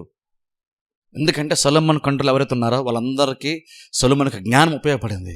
ఆ జ్ఞానంతో వాళ్ళకి లైఫ్లు బెటర్గా మారినాయి. పనులను చూసి కూడా, ఆహారం వడ్డించేటువంటి వాళ్ళని కూడా చూసి ఒక రాణి ఇంప్రెస్ అయిపోయింది. అది ఎలా కారణం ఏంటి? అక్కడ ఆ పని చేసేటువంటి వాళ్ళకి సొంత జ్ఞానం అక్కడ పనిచేసింది. పనులు ఇంప్రెస్ చేశారు శబదేశపు రాణి అంటే, పనులంత జ్ఞానవంతులన్నా కాదు, సొలొమోను దగ్గర నుండి వాళ్ళకి వచ్చింది. సొలొమోను దగ్గరికి వచ్చింది కాబట్టి ఇప్పుడు ఒక రాణి వీళ్ళని చూసి ఇంప్రెస్ అయిపోతుందంటే, స్వతహాగా వీళ్ళు లేదు, అది సొలొమోను బట్టి మాత్రం వాళ్ళకి వచ్చింది. ఒక రాణి అంతగా వాళ్ళని చూసి ఇంప్రెస్ అయ్యి వాళ్ళంత గొప్పగా పూడిందంటే అర్థం ఏంటి? వాళ్ళ ప్రత్యేకత లేదు, వాళ్ళకి ఆ జ్ఞానం సొలొమోను దగ్గర నుండి వచ్చింది. ఈ దూతకి అంత జ్ఞానము, అంత మహిమ ప్రభావం ఎక్కడి నుండి వచ్చింది? తనకు తానుగా సంపాదించుకోలేదు, దేవుని దగ్గర ఉన్నాడు కాబట్టి దేవుని బట్టి వచ్చినటువంటి గొప్పతనం. కానీ ప్రాబ్లం ఏంటంటే, ఆ జ్ఞానమును ఆయన ఆ ప్రధాన దూత పాడు చేసుకున్నాడని బైబిల్ మనం చూస్తున్నాం. పాడు చేసుకోవడం మొత్తం జ్ఞానమును చెరుపుకున్నాడు, మొత్తం అంతా కూడా పాడైపోయింది. అర్థం ఏంటంటే, కొన్ని సందర్భాల్లో మనము జ్ఞానం కూడా మనం చెరుపుకునే ప్రమాదం కూడా ఉంది. నువ్వు జ్ఞానం కోసం మనం ఆశపడతాం, దేవుడు ఇస్తాడు, కానీ కొన్నిసార్లు జ్ఞానం కూడా మనల్ని పాడు చేస్తుంది. ఎందుకు నువ్వు జ్ఞానవంతుడు కాబట్టి. అందుకని జ్ఞానంతో పాటు ఏముండాలని బైబిల్ ఉందంటే, నీకు సాత్వికము ఉండాలని బైబిల్లో ఉంది. అది లేకపోతే కనుక నీ జ్ఞానము నీ చుట్టన వాళ్ళకి ప్రమాదమే, నీకు కూడా అల్టిమేట్గా అది ప్రమాదమే. అందుకని చూడండి, ఈ సహవాసం అందుకని ఇంపార్టెంట్ అంటున్నాను. అందుకని నేను ఖచ్చితంగా బలంగా చెప్తున్నాను, రూఢిగా నమ్మే చెప్తున్న మాట ఏంటంటే, దేవుడు మనల్ని ఒక చోట పెట్టాడంటే ఖచ్చితంగా దానికి బలమైనటువంటి కారణం ఒకటి ఉంటుంది. నీ జ్ఞానం మించి, నీ ఆలోచన సామర్థ్యాన్ని మించినటువంటి ఏదో ఒక కారణాన్ని బట్టి దేవుడు మనందరం ఒక చోట చేర్చాడు. అది నేను అనుకున్నా మనం అనుకుంటాం, కానీ నువ్వు నిర్ణయం తీసుకోవడానికి నీ నిర్ణయం ప్రేరేపించినటువంటి వాడు దేవుడు. నీకు ఆశను కలిగించి, నువ్వు ఈ నిర్ణయం తీసుకుని నీకు ఆశను కలిగించినటువంటిదే దేవుడు. నీ నిర్ణయం కాబట్టి నువ్వు రాలేదు తెలుసా? నేను నిర్ణయం కాబట్టి నువ్వు రాలేదు కాబట్టి అల్పమైన కారణం బట్టి నువ్వు కూడా ఈ నిర్ణయాన్ని మార్చకూడదు, దీన్ని వదిలేయకూడదు, దీన్ని దూరంగా నువ్వు ఉండకూడదు. ఎందుకంటే దేవుడికి ఏదో ఒక ఉద్దేశం ఉంటుంది. అందులో నువ్వు నేర్చుకోవడానికి నువ్వు చీమల దగ్గరికి వెళ్ళమనే దేవుడు చెప్పినప్పుడు నిజమైన దేవుని గుర్తించినటువంటి విశ్వాసుల దగ్గర నేను రమ్మని దేవుడు చెప్పడా? సహవాసంలో నేర్చుకోవడానికి ఏమీ లేదని నువ్వు అనుకుంటున్నావు. నేను అంటాను, ఏమీ లేదని నువ్వు అనుకుంటే అర్థం అంటే నువ్వు ఇంకా సరిగ్గా చూడలేదని అర్థం. చూడాల్సిన నువ్వు చూడలేదని అర్థం. అందుకని నీకు చర్చలో ఏముందిలేండి నువ్వు అనుకుంటున్నావు. చర్చలో నేర్చుకోవడానికి ఏముందని, చర్చలో అంత పెద్దగా ఎవరున్నారు లేండి, అంత జ్ఞానవంతులు ఎవరున్నారు, అంత ఆత్మీయులు ఎవరున్నారు, బహుశా నువ్వు అనుకుంటున్నావు అంటే అర్థం ఏంటంటే ప్రాబ్లం నీలో ఉంది. ప్రాబ్లం నీలో ఉంది. నీకు సంఘంలోనే నేర్చుకుని నీకేం దొరకపోతే లోకంలో నీకు ఎక్కడ దొరుకుతుంది చెప్పండి? చర్చలో నీకు కనమన్నప్పుడు ప్రపంచంలో దొరుకుతుందా? ప్రపంచంలో ఉన్న జ్ఞానము దయ్యముల జ్ఞానం కదా. ఇక్కడ ఉన్నటువంటి జ్ఞానం ఫస్ట్ మెట్లు, కనీసం అందరూ ఫస్ట్ మెట్లో ఉన్నాం కదా. ఏంటా మెట్టు? దేవుడు ఉన్నాడని నమ్మాము కాబట్టి మనం జ్ఞానవంతులం కదా. ఎందుకంటే బుద్ధి లేనోడు అనుకుంటాడు దేవుడు లేడని, అందుకే దేవుని దగ్గర రాడు వాడు. మనం నిజమైన దేవుని దగ్గరికి వచ్చామంటే ఎంతో కొంత బుద్ధిమంతులం కదా. మనం ప్రతి వాళ్ళు ఎక్కడి దగ్గర స్టార్ట్ చేయాలి, మనం అక్కడ స్టార్ట్ చేస్తాం. అప్పుడు ఏమవ్వాలి? నువ్వు చూసే నేత్రాలు నీకుంటే సహవాసంలో కూడా నువ్వు ప్రార్థన ఎలా చేయొచ్చో నువ్వు బెటర్గా ఇంకొన్ని చూసి నేర్చుకోవచ్చు. చర్చలో వాక్యం ఎలా వినాలో నువ్వు బెటర్గా ఇంకొన్ని చూసి నేర్చుకోవచ్చు. చర్చలో ఎలా ఆరాధించాలో నువ్వు ఇంకొకరు చూసి నేర్చుకోవచ్చు. చర్చలో కొన్ని కార్యాలు ఎలా చేయాలో నువ్వు ఇంకొన్ని చూసి ఖచ్చితంగా నేర్చుకోవచ్చు. కాదు, ప్రాబ్లం ఏంటంటే నేను గత వారం మనం కూడా చెప్పాను, మనం నేర్చుకోవడానికి ఇష్టపడం. ఎందుకంటే ఇంకొక దగ్గర చూసి నేర్చుకుంటే వాళ్ళని గొప్పలు మనం చేసేస్తారేమో అనుకుంటాం. వాళ్ళని గొప్పలు చేస్తామో అనుకుంటాం. అందుకని మనం వాళ్ళ దగ్గర కూడా నేర్చుకుంటే వాళ్ళ గొప్పలు అయిపోతామా, లేదంటే ఇంకేదో అల్పమైన కారణాలతో నేర్చుకోవడం కూడా మనం ఇష్టపడం. కానీ నేర్చుకుంటే నువ్వు ఎవరి దగ్గర నేర్చుకున్నావు ఆ వ్యక్తి గొప్పడు అవుతావు, నువ్వు గొప్పడు అవుతావా? స్కూల్కి వెళ్తాం, టీచర్ల దగ్గర నేర్చుకుంటావు. పాపం టీచర్లు 20,000 జీతానికి 30,000 జీతానికి పని చేస్తారు. అక్కడికి వెళ్ళి నువ్వు జ్ఞానం సంపాదించుకుని నేర్చుకుంటే నువ్వు రేపు మంచి ఉద్యోగం సంపాదిస్తే టీచర్ని ఎక్కువ సంపాదిస్తావు నువ్వు. అంటే అర్థం ఏంటి? నేర్చుకుని ఎందుకు వెళ్తున్నాము అంటే నేర్చుకుంటే నీ కెపాసిటీ పెరుగుతుంది. అందులో నేర్చుకోవడంలో అంత మంచి విషయం ఉంది. నేర్చుకోవడంలో అంత ప్రత్యేకత ఉంది. నువ్వు నేర్చుకునేటువంటి గుణములు కనుక నీలో ఉంటే నువ్వు ఎప్పుడూ ఒకే స్థాయిలో, ఎప్పుడు ఒకేలాగా, ఎప్పుడు అంతే అల్పంగా నువ్వు కనబడవు. నేర్చుకునే గుణం ఉంటే, నేర్చుకుని ఎప్పటికీ మానకుండా చచ్చిపోయే వరకు నేర్చుకునే గుణం ఉంటే ప్రతిరోజు నువ్వు ఇంకా అన్ని విషయాలు బెటర్గా మారుతూ ఉంటావు, ఏ విషయమైనా సరే. తెలుసా? అందుకని క్రిస్టియన్గా మీరు అందరూ నేర్చుకునేటువంటి మనస్సు మీకు ఉండాలి. నేర్చుకునే మనసు మీకు ఉంటే, వెతికేటువంటి మనసు మీకు ఉంటే దేవుడిని కళ్ళ ముందు నువ్వు నీకంటే బెటర్గా ఎవరేం చేస్తానని కళ్ళ ముందు చూపిస్తాడు. నువ్వు వాళ్ళని చూసి నేర్చుకో చాలా విషయాలు. జస్ట్ ఆలోచించండి, జస్ట్ చర్చ్ వరకు చూసుకున్నా సరే ఒకరినొకరు చూసి నేర్చుకుంటే ఎంత బెటర్గా మనం మారుతాం. అది భౌతికంగా చూసుకున్నా ఆత్మీయంగా చూసుకున్నా సరే ఒకరినొకరు చూసి ఎంత బెటర్గా మారుతాం. కానీ ప్రాబ్లం ఏంటంటే మనం అలాగ ఇంకొన్ని చూసి నేర్చుకుందాం అనేటువంటి తలంపు కూడా బేసిక్గా మనకు రాదు. ఎందుకు రాదంటే వాళ్ళంత గొప్పలేం కాదని మనం అనుకుంటాం. నువ్వు ఎప్పుడైతే అలాంత గొప్పలేం కాదని నువ్వు అనుకుంటున్నావో నువ్వు తక్కువ చేసి పడేసావు. యాక్చువల్ నువ్వు అక్కడ నేర్చుకోవాలని దేవుడు నీ ముందు ఒక ఎగ్జాంపుల్ నాకు సెట్ చేశాడు. నువ్వు కొన్నటువంటి అల్పమైన కారణాలు బట్టి నువ్వు తృణీకరిస్తున్నప్పుడు నువ్వేం నేర్చుకోవట్లేదు.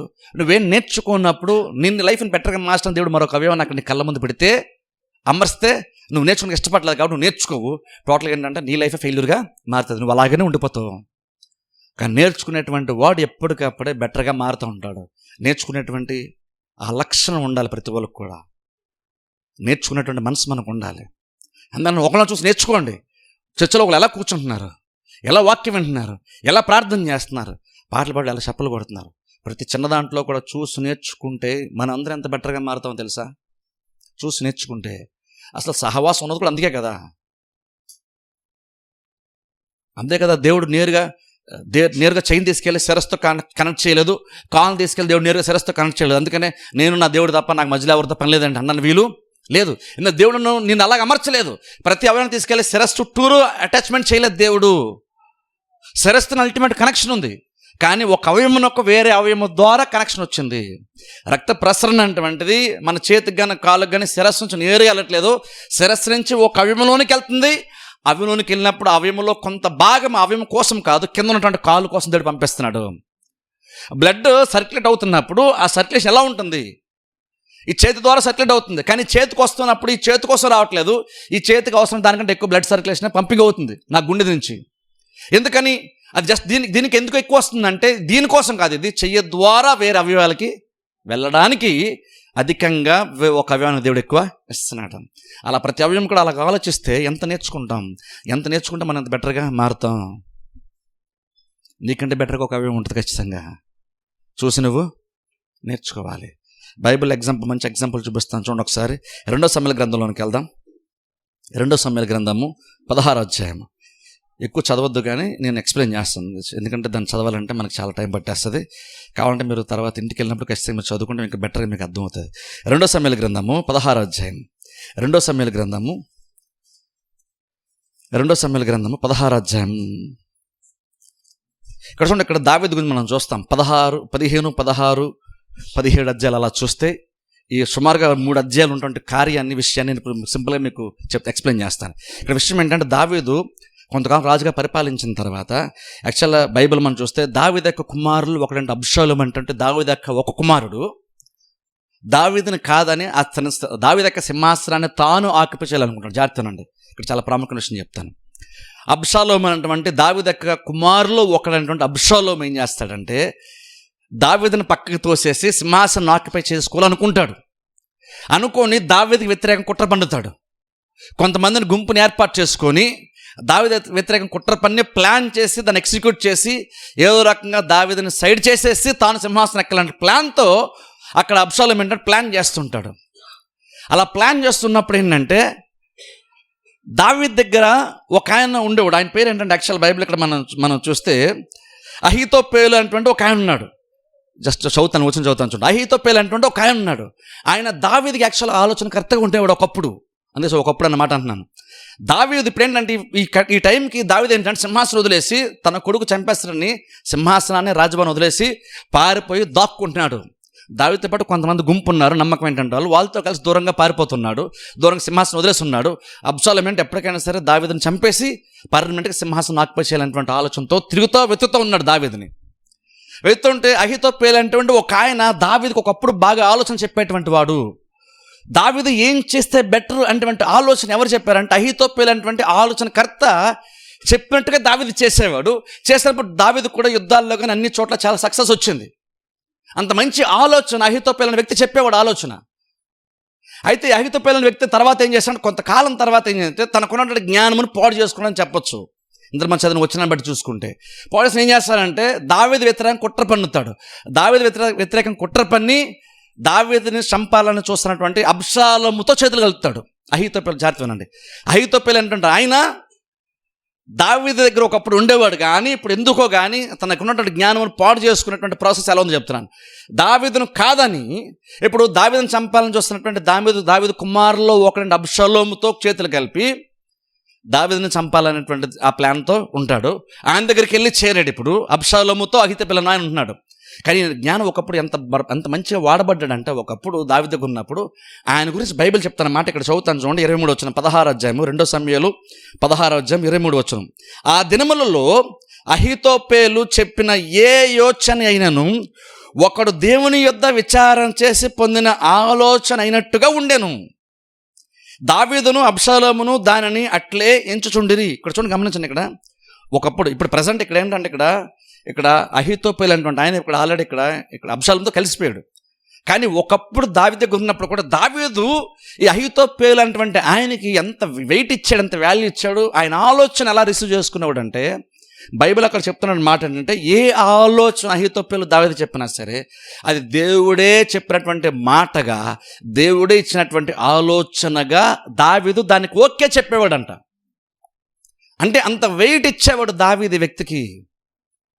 ఇంకా చెప్పాలంటే వెయిట్ ఇవ్వడం కాదు, దావీదు కూడా జ్ఞానవంతుడు కాబట్టి అది సరైనటువంటి ఆలోచన ఈయన ఇవ్వగలడు అని గుర్తించాడు. కాబట్టి ఆయన అడిగాడు, రాజు అయినా సరే అడిగాడు. ఆయన చెప్పినప్పుడు దానికి ఏ రాజు అయినా సరే దానికి ఓకే చేసి దానికి ఆమోదం ముద్రేసి అలా చేద్దామని నిర్ణయం చివరికి దావీదు తీసుకునేవాడు. కానీ దావీదు యొక్క నిర్ణయాన్ని ఎక్కువ శాతం ఎఫెక్ట్ చేసింది ఎవరు అంటే అహీతోపేలు అనేటువంటి ఆయన. కానీ దావీదు దగ్గర ఉండకుండా ఏం చేస్తాడంటే, దావీదును వదిలేసి, ఓ మొమెంట్ వస్తే దావీదును వదిలేసి అబ్షాలోము దగ్గరికి వెళ్ళిపోయాడు. ఈయన అబ్షాలోము దగ్గరికి వెళ్ళిపోయినప్పుడు ఆ విషయం దావీదుకు కూడా తెలుస్తుంది. దావీదుకు చెప్తారు ఎవరు ఏమనంటే, ఇలా ఇంతకుముందు నీతో పాటు ఉండి నీకు ఆలోచన చెప్పేటువంటి ఆయన అహీతోపేలు ఆయన ఇప్పుడు వెళ్ళిపోయి నీ కుమారుడితో కలిశాడు, ఇప్పుడు నీకు వ్యతిరేకంగా పనిచేస్తాడు, నీకు వ్యతిరేకమైనటువంటి కుట్రలు పనడానికి ఆలోచనలు ఇప్పుడు నీ శత్రువు అయినటువంటి నీ కుమారుడు అయినటువంటి అబ్షాలోముకి చెప్తున్నాడు అని చెప్పాడు. అలా చెప్పినప్పుడు యాక్చువల్గా లిటరల్గా అక్కడ దావీదు కూడా అక్కడ లిటరల్గా ద్వేషించడు, కానీ దేవునికి ప్రార్థన చేస్తాడు. ఏమనంటే, ప్రభువా ఆయన ఆలోచనలు కూడా నువ్వు లయపరచని మాత్రం జస్ట్ ఒక మాట అంటాడు అంతే. జస్ట్ దేవుని అలా అడుగుతాడు అంతే. ద్వేషం పెట్టుకుని ఏం పెట్టుకోలేదు. ఆ తర్వాత ఇప్పుడు వెళ్ళి ఏం చేస్తాడు, దావీదు దగ్గర నుండి గ్రూపును మార్చుకొని వేరేతో సహవాసం చేస్తున్నాడు. అబ్షాలోము గుంపుతో సహవాసం చేస్తున్నాడు. ఇప్పుడు దావీదు దగ్గర నుండి అహీతోపెలు అనేటువంటి ఆయన ఇప్పుడు అబ్షాలోము దగ్గరికి వచ్చేసరికి అబ్షాలోము మంచి వెయిట్ ఇచ్చాడు ఈయనకి. ఎందుకంటే వాళ్ళ నాన్నగారికే మంచి సలహాలు చెప్పాడు కాబట్టి, దేవుని యొక్క మాట తీస్తున్నాడు కాబట్టి అహీతోపెలుకి అబ్షాలోము దగ్గర కూడా గౌరవాన్ని దక్కింది. ఎందుకంటే దావీదు దగ్గర గౌరవం ఉంది కాబట్టి ఇప్పుడు అబ్షాలోము కూడా మంచి వెయిట్ ఇచ్చాడు. ఈయన చెప్పినట్టు ప్రతిదీ చేస్తున్నాడు. అలా చెప్తూ దావీదుని చంపడానికి ఈ అహీతోపెలు అంటే ఆయన ఒక సలహా చెప్తాడు అబ్షాలోము దగ్గరికి. ఏమంటాడంటే, నువ్వు నాకు ఒక 1200 మందిని అలా ఇచ్చావు, నువ్వు 12,000 మందిని అనుకుంటా, 12,000 మందిని నువ్వు నాకు ఇస్తే నేను చేస్తానంటే దావీదు వెతుక్కుంటూ వెళ్తాను. దావీదు వెతుక్కుంటూ వెళ్ళి దావీదు మనం బెదిరిద్దాం, దావీదుని చంపేసే అంత మూమెంట్ తీసుకొచ్చినప్పుడు అది చూసినప్పుడు దావీదుతో పాటు ఉండే వాళ్ళందరూ భయపడి ఆటోమేటిక్గా నీకు సరెండర్ అయిపోతారు, లేదా వాళ్ళు పారిపోతారు. మనం ఈజీగా కంట్రోల్ చేసేది అందరినీ కూడా. నీకు ప్రాబ్లమే ఉండదు, సింహాసనం అంతా క్లియరెన్స్ వచ్చేస్తుంది. నేను చేస్తాను ఆ పని. నువ్వు నాకు 12,000 మంది నాకు సైన్యాన్ని నాకు ఇచ్చి పంపించు, నేను వెతుకుతాను, నేను దావీదుని పట్టుకుంటాను. దావీదుని పట్టుకున్న మొమెంట్లోనే అందరూ నీ దగ్గరికి వచ్చి నీకు సరెండర్ అయిపోతారు, నీకు వ్యతిరేకతే ఉండదు అని చెప్తాడు. అని చెప్పినప్పుడు ఓకే అంటాడు అబ్షాలోము, ఓకే అంటాడు. కానీ ఆ తర్వాత యాక్చువల్లీ మధ్యలో ఇంకోటి కొంచెం వెనక్కి వెళ్తాను. మధ్యలో ఏం జరుగుతుందంటే, దావీదుకి విషయం తెలిసిన తర్వాత అహీతోపెలు నాయన వెళ్ళి అబ్షాలోముతో కలిసిపోవడం తెలిసిన తర్వాత వేరే ఒక ఆయన్ని దావీదు ఆ గుంపులో పెడతాడు. అక్కడ తెలివిగా దావీదు ఏం చేస్తాడంటే, ఎలాగైతే ఈ గుంపులో ఆ గుంపులోకి వెళ్ళిపోయాడో దావీదు మరొక ఆయన్ని తీసుకొచ్చి అక్కడ వేరే ఒక ఆయన్ని అబ్షాలోము దగ్గర పెడతాడు. నేను ఇన్ఫర్మేషన్ కనుక్కొని మాకు చెప్తా ఉండని. ఇప్పుడు ఏం జరుగుతుందంటే, దావీదుని చంపడానికి 12,000 మందిని అడిగాడు కదా అబ్షాలోము దగ్గర అహీతోపెలు నాయన. అడిగినప్పుడు ఆలోచన వాళ్ళందరికీ నచ్చింది. ఎందుకంటే అక్కడ బైబిల్లో మీరు చూస్తే ఇక్కడ అబ్షాలోము కూడా దేవుని యొక్క ఆలోచనగానే తీసుకున్నాడంట. అహీతోపెలు యొక్క ఆలోచనని దావీదే కాదు, దావీదు యొక్క కుమారుడు కూడా దేవుని యొక్క మాటలాగా అంత వెయిట్ ఇచ్చి తీసుకునేవాడు. అయితే ఎప్పుడైతే ఇలాగ అందరినీ నాకు కొంతమంది నువ్వును నేను వెళ్తాను పట్టుకుంటా దావీదని చెప్పాడో ఆయనకు నచ్చింది, అబ్షాలోముకు నచ్చింది ఆ విషయము. కాబట్టి ఇప్పుడు ఏమంటాడంటే, సరే ఒక్క చిన్న పని చేద్దాం అని ఏమంటాడంటే, హుషై అని ఇంకొక ఆయన ఉంటాడు వీళ్ళ గుంపులో, అబ్షాలోము గుంపులో హుషై అని ఇంకొక ఆయన ఉన్నాడు. ఆయన కూడా ఒక్కసారి అడుగుదాం, నీ ఆలోచన ఆయన చెప్తాడు చూద్దాం అంటాడు. నువ్వు చెప్పింది బాగుంది, ఇప్పుడు నువ్వు చెప్పిన ప్రతిదీ చేస్తూ వచ్చాం, కానీ ఒకసారి నువ్వు చెప్పింది ఎంతవరకు బాగుందో హుషై అనేటువంటి మరో వ్యక్తి ఉన్నాడు మన గుంపులో, ఆయన అడిగే నీ ఆలోచన ఎంతవరకు కరెక్టో, నీ ఆలోచన ప్రకారం చేయడం మంచిదో లేదో ఆయన కొనుక్కుందాం అంటాడు. ఎప్పుడైతే ఆ మాట అంటాడో హుషై అనే వ్యక్తి ఏం చేస్తాడంటే, దావీదుని రక్షించాలని గుంపులోకి వచ్చాడు కాబట్టి ఏం చేస్తాడంటే వేరే ఆలోచన ఇస్తాడు. ఏమంటాడంటే, రాజా నువ్వు చేస్తుంది కరెక్ట్ కాదు, అలా కాకుండా మనం ఏం చేయాలంటే నువ్వు కొంత టైం ఇంకా తీసుకో. ఎందుకంటే దావీదు కొంత టైం ఇవ్వడానికి ఏం చేస్తాడంటే, నువ్వు కొంత టైం తీసుకొని 12,000 మందిని కాదు, నీ రాజ్యంలో ప్రతి సైన్యానంతటి మనం రెడీ చేసుకుని ఒక్కసారిలో దావీదు మీద పడితే ఒక్కసారిగా దావీదుని మనం ఒక్కసారి నిర్మూలన చేసేచ్చు, ఖచ్చితంగా దొరికేస్తాడు అంతలా వెతికితే.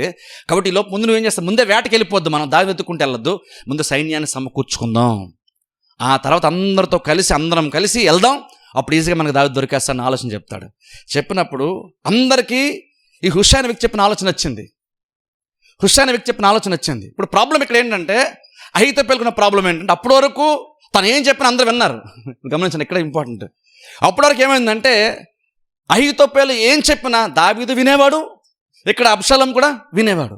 కానీ మొమెంట్ వచ్చేసరికి ఏం జరిగిందంటే, ఇక్కడ హుషై చెప్పినట్టుగానే విన్నాడు, కానీ అహీతోపెలు చెప్పిన ఆలోచనని ఇక్కడ అబ్షాలోము పట్టించుకోలేదు.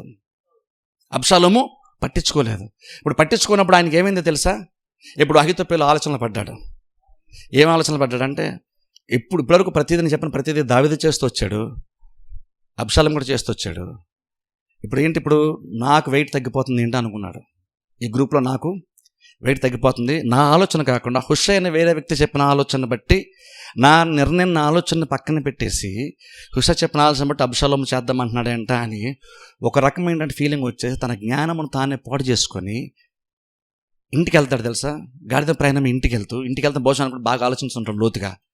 అది పెద్ద ఇన్సల్ట్ లాగా ఫీల్ అయి ఉంటాడు, బహుశా అవమానంగా ఫీల్ అయి ఉంటాడు, తను చెప్పింది కాదని ఇన్సల్ట్గా ఫీల్ ఉంటాడు. ఆలోచిస్తూ ఇంటికి వెళ్ళి బైబిల్ చెప్తున్న మాట ఏంటంటే, అక్కడ మీరు బైబిల్లో 17:23 చదువుతాను చూడండి ఒకసారి. 17:23 చదువుతాను చూడండి.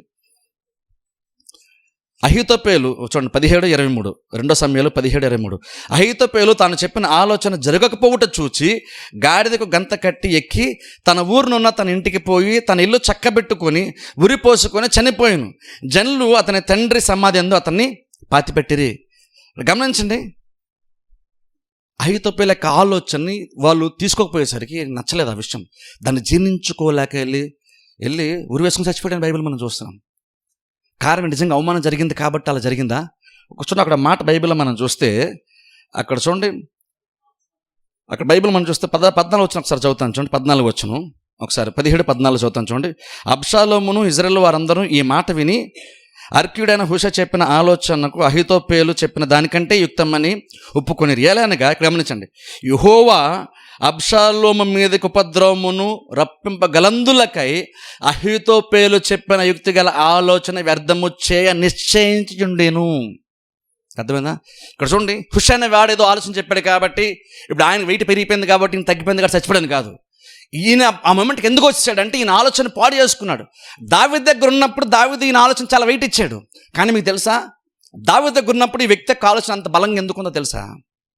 ఇదే అసలు ఇక్కడ చెప్తున్నాను జాతిగా. దావీదు దగ్గర ఉన్నప్పుడు ఈయనకి అంత మంచి ఆలోచన ఎలా వచ్చాయి తెలుసా? ఈయనకి అంత మంచి ఆలోచన రావడానికి కారణమో స్వతహాగా ఈయనకి కాదు తెలుసా? ఈయనకి కాదు, ఈయన బేసిక్ ఏమీ లేదు.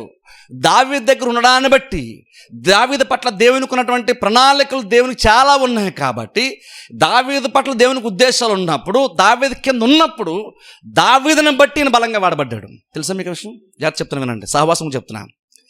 ఇక్కడ అహీతోపెలు నాయన ఆలోచనలు బాగా చెప్పాడు, దావీదు విన్నాడు, దేవుని యొక్క వాక్యముగా తీసుకున్నాడు, దేవుని యొక్క ఆలోచన తీసుకున్నాడు. అంటే అహీతోపెలు అంత గొప్ప ఆలోచన చెప్పే అంత కెపాసిటీ అహీతోపెలుగా స్వతహాగా ఉందని కాదు. ఎందుకంటే బైబిల్కి చెప్తున్న మాట, తను ఎప్పుడైతే తన జ్ఞానాన్ని పాడు చేసుకొని దావీదుని కాదని అబ్షాలోము దగ్గరికి వెళ్ళి చేరాడో, ఆయన జ్ఞానాన్ని పాడు చేసుకున్నాడు. ఎప్పుడైతే జ్ఞానాన్ని పాడు చేసుకున్నాడు, ఇంకనూ నాకు జ్ఞానం ఉంది అనుకున్నాడు, ఆ సలహా చెప్పాడు. కానీ బైబిల్ ఇక్కడ చెప్తున్న మాట 14 వచనంలో అహీతోపెలు ఆలోచనను లయపరచాలని దేవుడు డిసైడ్ అయ్యాడు కాబట్టి పరిస్థితులు మారిపోయినాయండి. ఇక్కడ గమనించండి, ఇక్కడ ఎవరు హుషై అనుకున్నాడు కాబట్టి ఈయనకి వెయిట్ తగ్గిపోయిందని కాదు. ఇక్కడ హుషై అన్నాడు కాబట్టి ఈయన ఆలోచన ఎవరు చేయలేదని కాదు. ఈయన తన జ్ఞానం ఎప్పుడైతే పాడు చేసుకున్నాడో దేవుడే డిసైడ్ చేసేసాడు ఈయన ఆలోచన వ్యర్థపరచాలని. అందుకని ఇక్కడ ఈయన ఆలోచన ఎవరికి పెద్దగా నచ్చలేదు. అహీతోపెలు ఏం మిస్ అయ్యాడంటే, తను దావీదు దగ్గర ఉన్నప్పుడు అంత మంచి ఆలోచనలు తనకి ఏ కారణాన్ని బట్టి వచ్చాయో అర్థం కాలేదు అహీతోపెలుకి. అహీతోపెలు అంత బలంగా ఎందుకు వాడబడ్డాడు తెలుసా? అహీతోపెలు అంత ప్రత్యేకత ఎందుకు వచ్చింది తెలుసా? అహీతోపెలుకి అహీతోపెలుని బట్టి రాలేదు, దావీదుని బట్టి ఆ ప్రత్యేకత అహీతోపెలుకి వచ్చింది. అందుకని దావీదు దగ్గర మాత్రం ఉన్నంత వరకు చాలా బలంగా అహీతోపెలు వాడబడ్డాడు.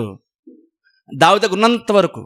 ఎప్పుడైతే దావీదు దగ్గర నుండి తప్పుకున్నాడో, జ్ఞానం పాడు తప్పుకున్నాడో, ఇక ఈ జ్ఞానం ఆయన లైఫ్లో పనిచేయట్లేదు. ఇక ఎక్కడైతే ఉంటే, ఏ ప్లేస్లో దేవుడు ఆయన పెట్టాడో అది తెలుసుకోవడం మానేసి, దాన్ని వెయిట్ అవడం మానేసి, దాన్ని అప్రిషియేట్ చేయడం మానేసి, తన జ్ఞానమును పాడు చేసుకొని ప్లేస్ నుంచి జరిగిపోయాడు. ఇక్కడున్న జ్ఞానం పనిచేయట్లేదు తెలుసా? ఎందుకు పనిచేయట్లేదు అంటే, ఇంతకుముందు పనిచేసింది ఆయనలోంచి వచ్చినటువంటి ఆలోచన కాదు, ఆయనలోంచి వచ్చినటువంటి జ్ఞానం కాదు, దావీదులో నుంచి వచ్చినటువంటి జ్ఞానం. అది దావీదుని బట్టి ఈయనంత బ్రైట్గా మారాడు తెలుసా? ఈయన ఎంత షార్ప్ ఎలా మారాడు, ఈయన ఎంత మంచి ఆలోచన ఎందుకు ఇవ్వగలుగుతున్నాడు అంటే దావీదుని బట్టి ఇవ్వగలుగుతున్నాడు. దావీదుకి ఆలోచన తెలుసా? దావీదుని బట్టి ఇవ్వగలుగుతున్నాడు. ఈయనకంటే స్వతహాగా లేదు. ఇక్కడ దావీదు పట్ల దేవునికి కొన్ని ఉద్దేశాలు ఉన్నాయి. ఆ ఉద్దేశాలను బట్టి నేను వెళ్ళి దావీదు దగ్గర సర్వీస్ చేస్తున్నంత వరకు దావీదుని బట్టి ఈ వ్యక్తికి అంత ఆలోచన, దావీదుని బట్టి అంత అభిషేకము, దావీదుని బట్టి అంత జ్ఞానము, దావీదుని బట్టి అంత సామర్థ్యం అహీతోపెలుకి వచ్చింది. ఎప్పుడైతే ప్లేస్ నుంచి కాదన్నాడో, ప్లేస్ని బట్టే కదా వస్తుంది. ప్లేస్ నుండి తప్పుకున్నప్పుడు ఎక్కడ ఆయనకి వచ్చేదేమీ లేదు. ఆయన తప్పుకున్న తర్వాత ఆయన జ్ఞానం నాకు వెయిట్ అంటే ఇక్కడ తెలిసిపోతుంది మనకి. ఆయన ఆలోచన ఎవరు ఎంతమంది లెక్క చేసేవాళ్ళు ఇప్పుడు ఆయన ఆలోచన లెక్క చేయట్లేదు. ఎందుకో తెలుసా? ఎందుకంటే ఇప్పుడు ప్లేస్ నుండి తప్పుకున్నాడు, రాంగ్ ప్లేస్లో ఉండి ప్రయత్నం చేస్తున్నాడు. ఇప్పుడు పనిచేయదు. ఎందుకంటే ఈ ఆలోచన రావాలంటే నువ్వు ఎక్కడ కనెక్ట్ అవ్వాలి, అక్కడికి వెళ్ళి కనెక్ట్ అయితే నీకు ఆలోచన వస్తుంది. ఎందుకంటే దేవుడు ఈయనకి నేరుగా ఆలోచన ఉండలేదు, దావీదుని దృష్టిలో పెట్టుకుని దావీదుని బట్టి ఈయనకి ఆలోచన ఇస్తున్నాడు తెలుసా? అంటే అర్థం ఏంటి? ఇప్పుడు అహీతోపెలు ఎంత జ్ఞానం ఉన్నా సరే ఇంకను ఆ జ్ఞానం ఎక్కడ దానికి బెటర్గా పనిచేస్తుంది? దావీదు కింద ఉన్నంత వరకే బెటర్గా పనిచేస్తుంది. దేవుడు పెట్టినటువంటి ప్లేస్లో, దేవుడు పెట్టినటువంటి వాళ్ళ కింద ఉన్నప్పుడే నీ జ్ఞానము అందరికీ మేలు చేస్తుంది. ఎప్పుడైతే నువ్వు నీ జ్ఞానాన్ని నువ్వు పాడు చేసుకుంటావో, ఎక్కడుండి నీకు అంతలా నువ్వు వాడబడ్డం జరగదు, అంతలా జరగదు. ఇప్పుడు ఎందుకంటే అక్కడ వాడబడేది నీలో ఉన్న టాలెంట్ బట్టి కాదు వాడబడేది, దేవుని బట్టి నువ్వు వాడబడుతుంది. దేవుడు నిర్ణయించిన ప్లేస్ని బట్టి. దావీదుకి దేవుడు వెయిట్ ఎక్కువ ఇచ్చాడు, దావీదుని బట్టి దేవుడు తీసుకెళ్ళి దావీదు కింద పెట్టాడు. నువ్వు అక్కడే ఉండుంటే నువ్వు ఇంకా బెటర్గా భవిష్యత్తులో వాడబడేవాడు. కానీ జ్ఞానమును పాడు చేసిన ఎప్పుడైతే తన వ్యతిరేకించేటువంటి వాళ్ళతో చేతులు కలిపి అబ్షాలోముతో చేతులు కలిపాడో, ఇక జ్ఞానం పనిచేయలేదు. ఆ తట్టుకోలేక చివరికి జీవితం అలా ముగిసిపోయిందంటే ఉరి వేసుకుని చచ్చిపోవాల్సి వచ్చింది, సూసైడ్ చేసుకున్నాడు. ప్రత్యేకత ఎవరితో తెలుసు? ఇక్కడ ఎంత వెయిట్ దేవుని ఆలోచన లాగా దావీదు తీసుకున్నాడు అని చెప్తున్నప్పుడు అది ఎలా వచ్చింది? అంత అంత గొప్ప మాట బైబిల్ ఉంది చెప్తుంది దీని గురించి. అది ఈయన ప్రత్యేకత కాదు, దావీదు యొక్క ప్రత్యేకత. కాకపోతే పాపం ఆయన గుర్తించలేపడి దాన్ని అని కూడా అంతా.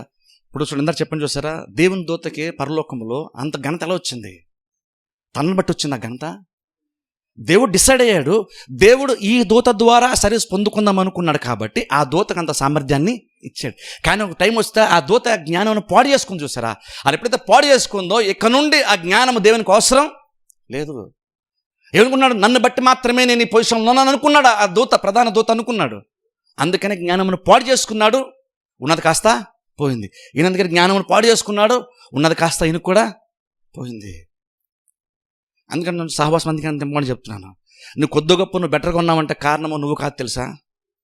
నువ్వు కాదు, నీ పైన ఇంకెవరో దేవుడు పెట్టాడు. వాళ్ళ కింద ఉన్నప్పుడు వాళ్ళ అభిషేకము, వాళ్ళ నుంచి వచ్చే బెనిఫిట్స్, వాళ్ళ ఉన్న ప్రతి ఆశీర్వాదం నీకు వాళ్ళ ద్వారా నీకు వస్తుంది. కాబట్టి నువ్వు ఆ ప్లేస్లో ఉంటే నువ్వు ఇంకా భవిష్యత్తులో ఇంకా బెటర్గా మారుతావు. ఎప్పుడైతే అలా కాకుండా నీ జ్ఞానాన్ని పాడు చేసుకుని అంతా నన్ను బట్టే నాకు పొజిషన్ అనుకుంటావో ఆటోమేటిక్గా ఎవరైనా సరే పాడైపోవాల్సిందే, తెలుసా? ఎవరైనా సరే. అలాగా అంత వెయిట్ ఉండేటువంటి ఆయన పాడైపోయాడు, తెలుసా? ఇంకొక ఎగ్జాంపుల్ కూడా టైం సరిపోతే ఎగ్జాంపుల్ ఒకటి చూపిస్తాను చూడండి. ఇది ఇంకా బాగుంటుంది, ఒకసారి చూద్దాం.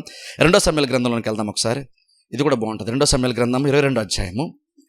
2 సమూయేలు గ్రంథము 22వ అధ్యాయం. ఇక్కడ కూడా దావీదు గురించి చూస్తాం, కానీ ఇక్కడ వేరే వాళ్ళ గురించి మనం చూస్తాం, వేరే గుంపు కోసం చూస్తాం. 2 సమూయేలు గ్రంథము మొదటి సమూయేలు గ్రంథం 22వ అధ్యాయము 2వ వచనం నేను చదువుతాను. 1 సమూయేలు గ్రంథము 22వ అధ్యాయము 2వ వచనం నేను చదువుతాను. చూడండి, ఇక్కడ దావీదు ఇంకను సింహాసనం నుండి కోల్పోయి తన కుమారుని ప్రాణం కాపాడుకుని పరిగెడుతున్నాడు. అలా పారిపోతున్నప్పుడు దావీదు ఒక చోట నివాసం చేస్తున్నప్పుడు కొంతమంది గుంపు దావీదు దగ్గరికి వచ్చారు. జాగ్రత్తగా గమనించండి. కొంతమంది గుంపు దావీదు దగ్గరికి వచ్చారు, దావీదుకి సపోర్ట్ చేయడానికి వచ్చారు కొంతమంది. జాగ్రత్తనండి, ఎందుకని చెప్పిన దానికంటే అది ఇంకా బెటర్గా ఉంటుంది. దావీదు తన కుమారుని నుంచి ప్రాణమును కాపాడుకోవడానికి పారిపోతున్నాడు. అలా పారిపోతున్నప్పుడు దావీదుని తెలుసుకొని, దావీదు ఎక్కడ అర్థం చేసుకొని, గుర్తించి దావీదుకి పరిచర్య చేద్దామని కొంతమంది డిసైడ్ అయ్యి దావీదు దగ్గర వెతుక్కుంటూ వచ్చారు. కొంతమంది గుంపు దావీదు దగ్గరికి వచ్చారు. ఆ వచ్చినటువంటి వాళ్ళు ఎలాంటి వాళ్ళు ఒకసారి చూద్దాం. చూడండి, నేను చదువుతాను. 22వ అధ్యాయము 2వ వచనం చదువుతాను. చూడండి, అందరూ ఫాలో అవ్వండి. 1 సమూయేలు గ్రంథము 22వ అధ్యాయం 2వ వచనం. మరియు చూడండి, వచ్చిన దావీదు దగ్గరికి వచ్చిన వాళ్ళు ఎలాంటి వాళ్ళు అంటే, ఇబ్బంది గల వారందరూ, అప్పులు చేసుకున్న వారందరూ, అసమాధానముగా ఉన్న వారందరూ అతని యొద్ద కూడుకొనగా అతడు వారికి అధిపతి అయ్యను. సో చూడండి, దావీదు సింహాసనం మీద రాజు ఉన్నటువంటి ఆయన దుస్థితి ఎలా మారిపోయిందంటే, చివరి సింహాసనం వదిలేసి కిందకు వచ్చాడు. ఎక్కడో దూర ప్రాంతాల్లో అక్కడక్కడ చెరువుల దగ్గర, గుహలు అక్కడక్కడ దాక్కుంటూ ప్రాణాన్ని కాపాడుకుంటున్నాడు. దావీదుకే బేసిక్గా ఏమీ లేదు, యాక్చువల్ చెప్పుకుంటే సింహాసనం లేదు, పెద్దగా ఏమీ లేదు.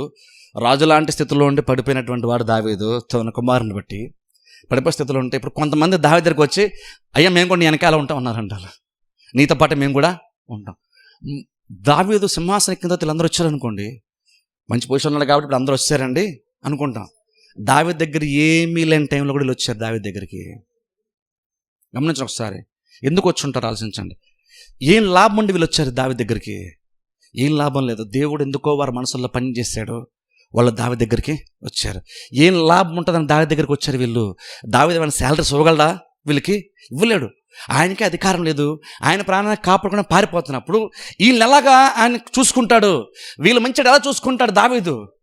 కానీ వీళ్ళు వచ్చారు. పోనీ వీళ్ళు ఎలాంటి వాళ్ళు? పోనీ వీళ్ళు ఏమైనా దావీదుని లైఫ్ని బెటర్గా మార్చేవాళ్ళ అంటే, బైబిల్లో చూస్తే చూడండి, ఫైనాన్షియల్ ప్రాబ్లమ్స్ ఉన్నవాళ్ళు, నెమ్మది లేని వాళ్ళు, లైఫ్లో ఫెయిల్యూర్ అయిన వాళ్ళు, దేనికే పనికిరాని గుంపు ఒకడు వచ్చి నీ వెనకాల మేము ఉంటాం అన్నారు. ఇప్పుడు అన్ని బాగున్నాళ్ళు వచ్చారు అనుకోండి, దావీదు కూడా అనుకోవచ్చు, వీళ్ళు నాతో పాటు ఉంటే నాకు కొంచెం బెటర్గా మారుతుందిలే అని దావీదు అనుకోవచ్చు. పోనీ దావీదు దగ్గర ఉందనుకోండి, వీళ్ళు ఏమనుకోవచ్చు, మన దావీదు దగ్గరికి వెళ్తే మనకు శాలరీస్ ఎక్కువ వస్తాయి, ఈయన దగ్గర ఉంటాయి కాబట్టి ఈయన దగ్గర ఉందాం, మళ్ళీ బెటర్గా మారుతుంది అనుకోవడానికి కూడా దావీదు దగ్గర ఏమీ లేదు, వీళ్ళకి లాభం వచ్చేది. అలాగే దావీదు కూడా వీళ్ళ వల్ల వచ్చే లాభం ఏమీ లేదు. దావీదే ఏమీ లేనుడుగా ఉన్నాడు, అలాగే ఏమీ లేని గుంపుకి లీడర్ అయ్యాడు ఇప్పుడు దావీదు. ఇది పెద్ద ఎవరు మెచ్చుకోదగ్గ గుంపేమీ కాదు. దావీదు లీడర్ అయ్యాడు. ఇప్పుడు ఎవరికి లీడర్ అయ్యాడు? దేనికి పనికిరానోళ్ళు, నిరుత్సాహం, నిస్పృహలో, సమాధానం లేక, ఆర్థిక ఇబ్బందులతో ఉండి సమాధానం లేక లైఫ్లో ఫెయిల్ అయిపోయిన వాళ్ళకి లీడర్ అయ్యాడు ఈయన దావీదు. ఆయన సరే వాళ్ళు వచ్చి నీతో పాటు ఉంటామన్నప్పుడు దావీదు వద్దు అనలేదు, వాళ్ళ దగ్గర పెట్టుకున్నాడు. దేవుడు వాళ్ళని ప్రేరేపిస్తే వాళ్ళు వెళ్ళారు తెలుసా దావీదు దగ్గరికి. ఇప్పుడు వాళ్ళు వెళ్ళడం వల్ల ఏం జరుగుతుంది ఒకసారి ఆలోచించండి. నాకేం లాభం లేదని అనుకుంటావు, కానీ అక్కడే కనుక నువ్వు దేవుని బలిష్టమైన చేతి కింద దేవుడు ప్రేరేపించి నువ్వు వెళ్ళుంటే నీకు ఎంత లాభం ఉంటుంది తెలుసా? ఏమి పనికిరాని వాళ్ళు ఎలా మారారో చూపిస్తాను చూడండి. ఒకసారి ఒక వచనం చదువుకుందాం. మొదటి దినవృత్తాంత గ్రంథంలోకి వెళ్దాం ఒకసారి. మొదటి దినవృత్తాంతాల గ్రంథము 12 అధ్యాయం. మొదటి దినవృత్తాంతాలు 12 అధ్యాయము ఒక్క వచనం చదువుతాను. 12 అధ్యాయం 8వ వచనం చదువుతాను. మొదటి దినవృత్తాంతాలు 12 అధ్యాయం 8వ వచనం. మరియు గాదీల్లో పరాక్రమశాలలో కొందరు అరణ్యమందు దాగి ఉన్న దావీదు నద్దకు చేరిరి. వీరు డాలు ఈటను వాడుక చేయగల యుద్ధ ప్రావీణ్యులు, సింహం ముఖము వంటి ముఖములు గలవారు, కొండలలో నుండు జింకలంతా పాద వేగములు గలవారు. ఇక్కడ గమనించండి, దావీదు దగ్గరికి ఏమీ లేకుండా నిరుసంద నిస్పృహతో జీవితం మీద విరక్తి కలిగి ఉన్నటువంటి వాళ్ళు దావీదు దగ్గరికి వచ్చారు. వచ్చిన దావీదు వాళ్ళని ఎలా మార్చాడు తెలుసా మీకు? దేనికి పనికిరానటువంటి ఒక గుంపు, ఒక బ్యాచ్ దావీదు దగ్గరికి వచ్చారు. వచ్చిన దావీదు దగ్గర నమ్మకంగా ఉండడాన్ని బట్టి ఏం జరిగిందో తెలుసా? మనందరూ తెలుసు దావీదు పట్ల దేవుని కంటే ప్రత్యేకమైన ఉద్దేశాలు ఉన్నాయి, మనకు తెలుసు. అందుకని ఇప్పుడు ఏం జరిగింది తెలుసా? దేనికి పనికిరానటువంటి వాళ్ళు కూడా దావీదు దగ్గరికి వెళ్ళి చేరిన తర్వాత వాళ్ళు కూడా పరాక్రమశాలుగా మారారు తెలుసా?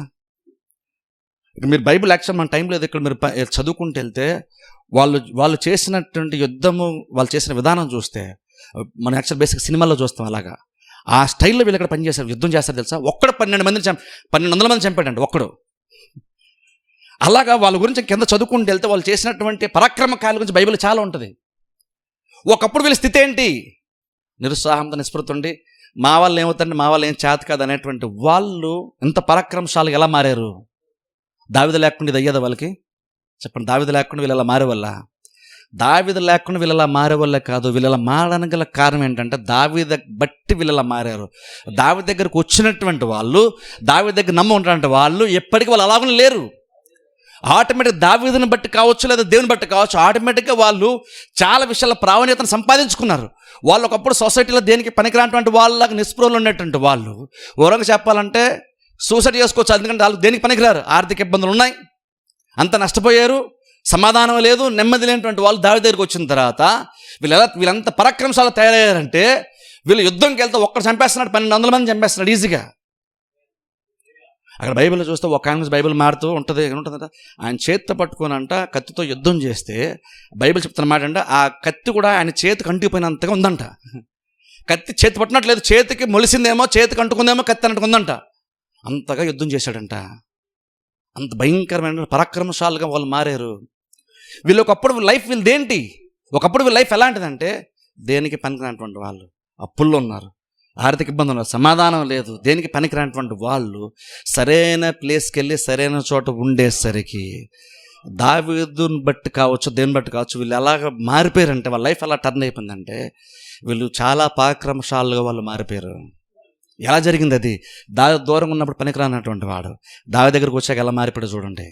దావీదు దూరంగా ఉన్నప్పుడు దేనికి పనికిరానటువంటి వాడు దావీదు కిందకు వచ్చి నీ దగ్గర ఉంటామన్న తర్వాత ఎంత పరాక్రమశాలుగా వాళ్ళు మారారు చూడండి. అహీతోపెలు అనే వాడు యాక్చువల్ దావీదు దగ్గరే ఉన్నాడు, కానీ తనకు అంత గొప్పతనం ఎలా వచ్చిందో తనకు అర్థం కాలేదు, తనకంత గౌరవం ఎలా వచ్చిందో తనకు అర్థం కాలేదు. అదంతా తన వల్లే తనకు వచ్చిందంటున్నాడు, కానీ దావీదుని బట్టి నాకు ఎంత వస్తుంది అన్న విషయాన్ని గ్రహించలేకపోయాడు అహీతోపెలు. జ్ఞానమును పాడు చేసుకున్నాడు. ఎప్పుడైతే జ్ఞానమును పాడు చేసుకున్నాడో మొత్తం పోయింది. వీళ్ళు కొంతమంది దేనికి పనికిరానటువంటి వాళ్ళు దావీదు దగ్గరికి వచ్చి ఉన్నప్పుడు దావీదు యొక్క ప్రత్యేకతను గుర్తించి దావీదు దగ్గర ఏమీ లాభం ఆశించినప్పుడు కూడా దావీదు దగ్గర ఉన్నారు. ఎవరు డెవలప్ అయ్యారు? ఎవరు దావీదు పరాక్రమశాలుగా మారారని బైబిల్ లేదు. అక్కడ వాళ్ళ యొక్క పరాక్రమం గురించి బైబిల్ మాట్లాడుతుంది. సహవాసం పనికిరాదని ఎలా అంటాం మనం? దావీదుతో సహవాసం చేసిన వాడు మంచిగా సహవాసం చేస్తున్నంత వరకు మంచిగా వాడబడ్డాడు, బెటర్గా మారాడు, తెలివితేటలు బాగా పెరిగినాయి, మంచి మంచి ఆలోచనలు ఇవ్వగలిగే స్థితిలోకి వెళ్ళాడు. దావీదు దగ్గర ఎప్పుడైతే తప్పుకున్నాడో దేనికి పనికి రాకుండా పోయాడు. కొంతమంది దేనికి పనికిరానటువంటి స్థితిలో సమాజం ఉన్నట్టు వాళ్ళు దావీదు దగ్గరికి వచ్చినప్పుడు వాళ్ళు ఎంత గొప్పగా దావీదు దగ్గర వాడబడ్డారు చూడండి. సహవాసం మనల్ని మార్చంటే అర్థం అదే. సహవాసం మనల్ని మార్చంటే అర్థం అదే. నీకు నచ్చకపోయినా సరే, నీకు అలా బాగా అనిపించినా సరే, వాళ్ళతో సహవాసం చేస్తే ఖచ్చితంగా లాభం ఉంటుంది. దావీదుకి ఏం లాభం లేదు, నాకేం లేదు, నేను మీకేం భోజనం పెడతాను, మీరు పోండి అని దావీదు అనలేదు. సరే మీరు వచ్చారు, ఎందుకు వచ్చారు నాకు తెలియదు, కానీ 2 వచ్చారు కదా, ఉండండి నాతో పాటు ఉన్నాను అన్నాడు. ఉన్నారు. మెల్లగా దావీదులో గొప్పతనం ఉంది, ఖచ్చితంగా పరాక్రమం ఉంది. అది ఆటోమేటిక్గా వీళ్ళకి కూడా అది వచ్చేసింది. ఎందుకంటే దావీదు పరాక్రమం నిన్నమన్నా స్టార్ట్ అయిందా? గొర్రెలు కాపరికి ఉన్నప్పుడు గొలియాతను చంపాడు కదా, దావీదు యొక్క కెపాసిటీ అది కదా. యాక్చువల్ ఇక్కడ అబ్షాలోము దగ్గరకు కొంతమంది వచ్చి మాట్లాడినప్పుడు, మీ నాన్నగారి సంగతి తెలుసు కదా, మీ నాన్నగారు చాలా పరాక్రమశాలి విషయం తెలుసు కదా, బోల్డ్ మందికి సమాధానం చెప్పాలి కెపాసిటీ ఉంది. యాక్చువల్గా ఒక చోట అయితే దావీదుని చంపుదామని ఆలోచిస్తున్నప్పుడు కొంతమంది అబ్షాలోము చెప్పిన మాట ఏంటో తెలుసా, పిల్లల్ని కోల్పోయిన ఎలుగుబంటి ఎంత పరాక్రమంతో ఎంత రోషంతో ఉంటుందో మీ నాన్నగారు అలాంటి వాళ్ళు అంటారు దావీదు గురించి. పిల్లలను కోల్పోయినటువంటి ఎలుగుబంటి ఎంత పౌరుషంతో ఎంత పరాక్రమంతో ఎంత తీవ్రత కోపం ఉంటుందో మీ నాన్నగారికి అంత దావీదుకి అంత పరాక్రమం ఉంది, ఆయన మనం తట్టుకోలేం అంటారు. అది దావీదు యొక్క స్థితి. అది అలాంటి వ్యక్తి కింద దావీదు లోయెస్ట్ పాయింట్లో ఉన్నప్పుడు, దావీదు చాలా బలహీనమైన స్థితిలో ఉన్నప్పుడు నిష్కపటంగా వచ్చి దావీదు కింద వాళ్ళు ఉండడానికి ఇష్టపడ్డారు. ఎప్పుడైతే ఆ మూమెంట్లో వాళ్ళు ఉన్నారో వాళ్ళే బెటర్గా మారిపోయింది. అందుకని చూడండి, సహవాసం అంటే ఎలా ఉండాలి. నేను వెళ్తున్నాను, నాకెంత పేరు వస్తుంది, నాకెంత గొప్పతనం వస్తుంది, అలా నువ్వు ఆలోచించు అంటే నీ జ్ఞానం నువ్వు పాడు చేసుకుంటున్న అర్థం. నేను చర్చికి వెళ్తున్నానండి, నాకు పెద్దగా ఎవరు వెయిట్ అవ్వట్లేదండి, నా నుంచి కనీసం పాస్టర్ ఎంత చేశానండి, పాస్టర్ కనీసం మాటను కూడా మాట్లాడదండి నా గురించి, ఇలాంటి నేను పక్కన పెట్టండి. ఇక్కడ నేను నా గురించే నేను చెప్పుకోను, మీ గురించి ఎందుకు చెప్తాను. నేను నా గురించి చెప్పుకొని మీ గురించి ఎందుకు చెప్తాను. నేను ఎప్పుడు చెప్పను, మీరు ఎక్స్పెక్ట్ చేయకండి. ఇక్కడ దేవుని గురించి తప్ప మనుషుల గురించి ఇక్కడ చోటు ఇక్కడ ఉండదు. అది చాలా అవసరం అనిపిస్తే 10 మంది ఎంకరేజ్మెంట్ ఉంటుందని ఎప్పుడన్నా చెప్పాల్సి వస్తే చెప్తాం, కానీ తరచుగా చేసిన ప్రతి చిన్న కార్యం అలా చెప్పడం అయితే ఎక్కడైతే జరగదు. ఎందుకంటే మీరు నాకు తక్కువ అని కాదు, దేవుడు ఎక్కువ కాబట్టి నేను మీ గురించి ఆలోచించాను. ఇక్కడ దేవుడి కంటే ఎక్కువ నేను కాదు, మీరు కాదు. ఇక్కడ మనం అందరం వచ్చేది దేవుని గురించి గొప్పగా మాట్లాడడానికి, దేవుడు చేసిన కార్యాలు చెప్పడానికి, కానీ మీరు చేసిన నేను చేసిన చెప్పుకోవడానికి కాదు. ఎప్పుడన్నా ఒకసారి అంటే పర్వాలేదు, ఏదో సందర్భంలో అది అవసరం అనిపిస్తేనే. అందుకే ఇక్కడ మనం వచ్చేది ఎందుకు వస్తున్నాం, మనం ఇక్కడ నిస్వార్థంగా మనం రావాలి. నీకు అర్థం కానటువంటి అభిషేకం ఇక్కడ ఏదో ఉంటుంది, నేను రావడం వల్ల నేను అది పొందుకుంటాను, నేను డెవలప్ అవుతాను, ఒక్కరిని బట్టి ఇంకోళ్ళు డెవలప్ అవుతాం, నన్ను బట్టి వాళ్ళు బట్టి నేను అన్నటువంటి ఆలోచన ఉన్నప్పుడు అందరం పరాక్రమశాలుగా మారుతాం, అందరం బలవంతులుగా మారుతాం, అందరం జ్ఞానవంతులుగా మనం మారుతాం. అందుకనే ఆ లైఫ్ ఎక్స్పెక్ట్ చేసినప్పుడు, అంత గొప్ప స్థితి ఉంటుంది అని ఊహించి నమ్మినప్పుడు అల్పమైనటువంటి వాటి కోసం మీ జ్ఞానాన్ని పాడు చేసుకోవద్దు. అల్పమైన వాటి కోసం అహితోపెలు అలా పాడు చేసుకున్నాడు. అహితోపెలు అలాగే పాడు చేస్తున్నాడు. ప్రధాన దూత ఉన్నప్పుడు, దేవుని దూత ఉన్నప్పుడు కూడా అలాగే పాడు చేసుకున్నాడు, సాతానుగా మారిపోయాడు. మనం ఏ స్థితిలో ఉన్నా సరే అదంతా దేవుని యొక్క ఉద్దేశాన్ని బట్టి ఉన్నాం, కానీ మన గొప్పతనం బట్టి ఏమీ కాదు. మనకేమాత్రం గుర్తింపు వచ్చినా, మనకేమాత్రం ఎక్కడ వచ్చినా సరే అందులో నీ గొప్పతనం నా గొప్పతనం అందులో ఏమీ ఉండదు. అది దేవుడు నిర్ణయించాడు, దేవుడు డిసైడ్ చేశాడు. ఎవరో ఒకరి ద్వారా దేవుడు మనకు ఆ ప్రత్యేకతను ఇస్తాడు. అది వాడబడ్డానికి కానీ నువ్వు గొప్పగా వెళ్ళిపోవడానికి కాదు. అప్పుడు మనం అహితోపెలులాగా డిఫరెంట్గా ఆలోచించి మన జ్ఞానాన్ని మనం పాడు చేసుకోకూడదు, అలా పాడు చేసుకోకూడదు. అందుకనే జ్ఞానం ఒక సాత్వికం. అందుకే నువ్వు జ్ఞానవంతుడైతే ఇంక నువ్వు సాత్వికము, దీన మనసు నీకు ఉండాలి. ఎప్పుడైతే అలా ఉంటామో నువ్వు భవిష్యత్తులో నువ్వు చాలా చాలా బెటర్గా, ఒకరిని బట్టి ఇంకోరు అలా బెటర్గా మనం మారుతాం. అలా సహవాసం వలన ఆ బెనిఫిట్ మనకు ఉంటుంది తెలుసా, సహవాసం వలన. అందుకే నేను తరుచు అంటాను, చూసారా, దేవుడు ఇక్కడ నిన్ను పెట్టాడని నువ్వు నిజంగా డిసైడ్ అయితే ఏం చేసినా సరే ఇక్కడే ఉండు. లేదంటే నన్ను దేవుడు పెట్టలేదంటే నేను ఎందుకు అనుకోని పొరపాటున వచ్చానండి అనుకో, నువ్వు ఇక్కడికి రాకపోయినా నువ్వు పెద్ద తప్పేమీ చేసినట్టు కాదు. దేవుడు ఇక్కడ పెట్టాడో లేదో నాకు డౌట్ అని అనుకుంటే నువ్వు ఇక్కడ రాకపోయినా నువ్వు పెద్ద తప్పేం చేయట్లేదు. కానీ దేవుడు ఇక్కడ పెట్టాడని డిసైడ్ అయితే కనుక నీకు ఏం జరిగినా సరే నువ్వు ఇక్కడే ఉండు. ఎందుకంటే నీకు రావాల్సిన అభిషేకము, నీకు రావాల్సిన ఆశీర్వాదం ఖచ్చితంగా దేవుడి దగ్గర నీకు అది వస్తుంది. నీ ప్లేస్ నమ్మకంగా ఉంటే, తాత్కాలికంగా దాని గురించి ఆలోచించకుండా కనుక నమ్మకంగా ఉండగలిగితే నీలో లేనటువంటిది సహవాసాన్ని బట్టి నీకు సామర్థ్యం దేవుడు ఇస్తాడు. ఆయన ఎంత ఎక్కువ ఇస్తాడు, ఇంక అంత ఎక్కువ దీన మనసు కలిగి 10 మందికి ఉపయోగకరంగా సాత్విక మనసుతో పరిచర్య చేయడానికి, సర్వీస్ చేయడానికి కనుక ఉంటే, పెత్తనం చెలాయించడానికి కాకుండా పరిచర్య చేయడానికి అన్నట్టుగా తగ్గింపు స్వభావంతో ఉంటే ఇంకెక్కువ దేవుడు మనకి ఇంకెక్కువ సామర్థ్యాన్ని మనకు నింపుతాడు. మన లైఫ్లో ఇంకొక బెటర్ జ్ఞానం ఇస్తాడు, బెటర్ అభిషేకం ఇస్తాడు. నీలో లేనటువంటిది సహవాసాన్ని బట్టి దేవుడు నీకు ఇస్తాడు. సహవాసాల బెనిఫిట్ ఉంటుంది. అందుకే మీరు చర్చకు వచ్చిన ఆలోచన, ప్రభు నేను చర్చకి వెళ్తున్నప్పుడు నాకు రావాల్సినటువంటి ఆశీర్వాదం, ఎవరిని బట్టి అయితే నాకు రావాల్సినటువంటి లైఫ్ ఉందో, ఎవరిని బట్టి అయితే నాకు రావాల్సిన దీవెన ఉందో, ఎవరిని బట్టి అయితే నాకు రావాల్సిన మోటివేషన్ ఉందో, ఎవరిని బట్టి అయితే నాకు రావాల్సిన నిరీక్షణ, విశ్వాసం ఉందో, అది నాకు దయచేయని మీరు ఉన్నటువంటి ప్లేస్ని సీరియస్గా తీసుకొని చిన్న చిన్న వాటికి అటు ఇటు జరిగిపోకుండా కనుక స్థిరంగా కనుక మెయింటైన్ అవ్వగలిగితే త్వరలోనే బలమైన కార్యం జరుగుతుంది. నువ్వు కూడా చాలా బలవంతుడిగా నువ్వు కూడా మారుతావు. సహవాసములో ఆ బెంతుందని అర్థం చేసుకోండి. నీకు నువ్వుగా లేదు, నీకు అది నీకుగా అది లేదు.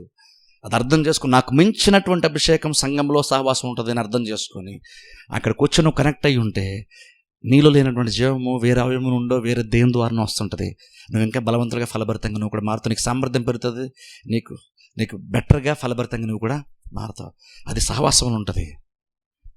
అది దావీదు దగ్గరికి వెళ్ళిన ప్రతి వాళ్ళు అలా మారిపోయారు. అలాగా అది వాళ్ళ గొప్పతనం కాదు. ఉన్నప్పుడు బాగా బాధపడ్డాడు ఆయన. అహీతోపెలు పక్క జరిగాడు, మొత్తం పోయింది. ఆయనకు అర్థం కావాలన్నటువంటి విషయం ఏంటంటే అంత నాలోనే ఉందనుకున్నాడు.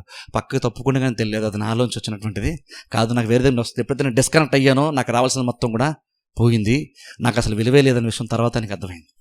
అంటే సాతానుడు ఎగ్జాక్ట్ మన అలాగే పాడు చేస్తాడు, మన అలాగే డిస్టర్బ్ చేస్తాడు తెలుసా. ఎందుకంటే నువ్వు బెటర్గా మారుతావని తెలిసి నీకున్నటువంటి కొద్ది జ్ఞానాన్ని సాతానుడు పాడు చేయాలని వస్తాడు. అది కనుక మీరు జాగ్రత్తగా ఆలోచించుకోవాలి. సాతాను కుతంత్రాలకు కనుక మీరు చోటు ఇవ్వకుండా కనుక ఉండగలిగితే, మీరు అంటిపెట్టుకుని ఉంటే దేవుని అభిషేకము వేరే అవయవం ద్వారా వేరే దాని ద్వారా మీకు వస్తుంది. మీరు కూడా ఫలభరితంగా మీరు కూడా మారతారు. ప్రార్థన చేస్తున్నారు. తల వంచి కళ్ళు మూసుకొని ప్రార్థన చేసుకుందాం. స్తోత్రం, స్తుతి స్తోత్రం, స్తుతి పాత్రుడా నీకే స్తోత్రం. స్తోత్రం, స్తుతి స్తోత్రం, స్తుతి పాత్రుడా నీకే స్తోత్రం. ఎర్ర సముద్రము పాయ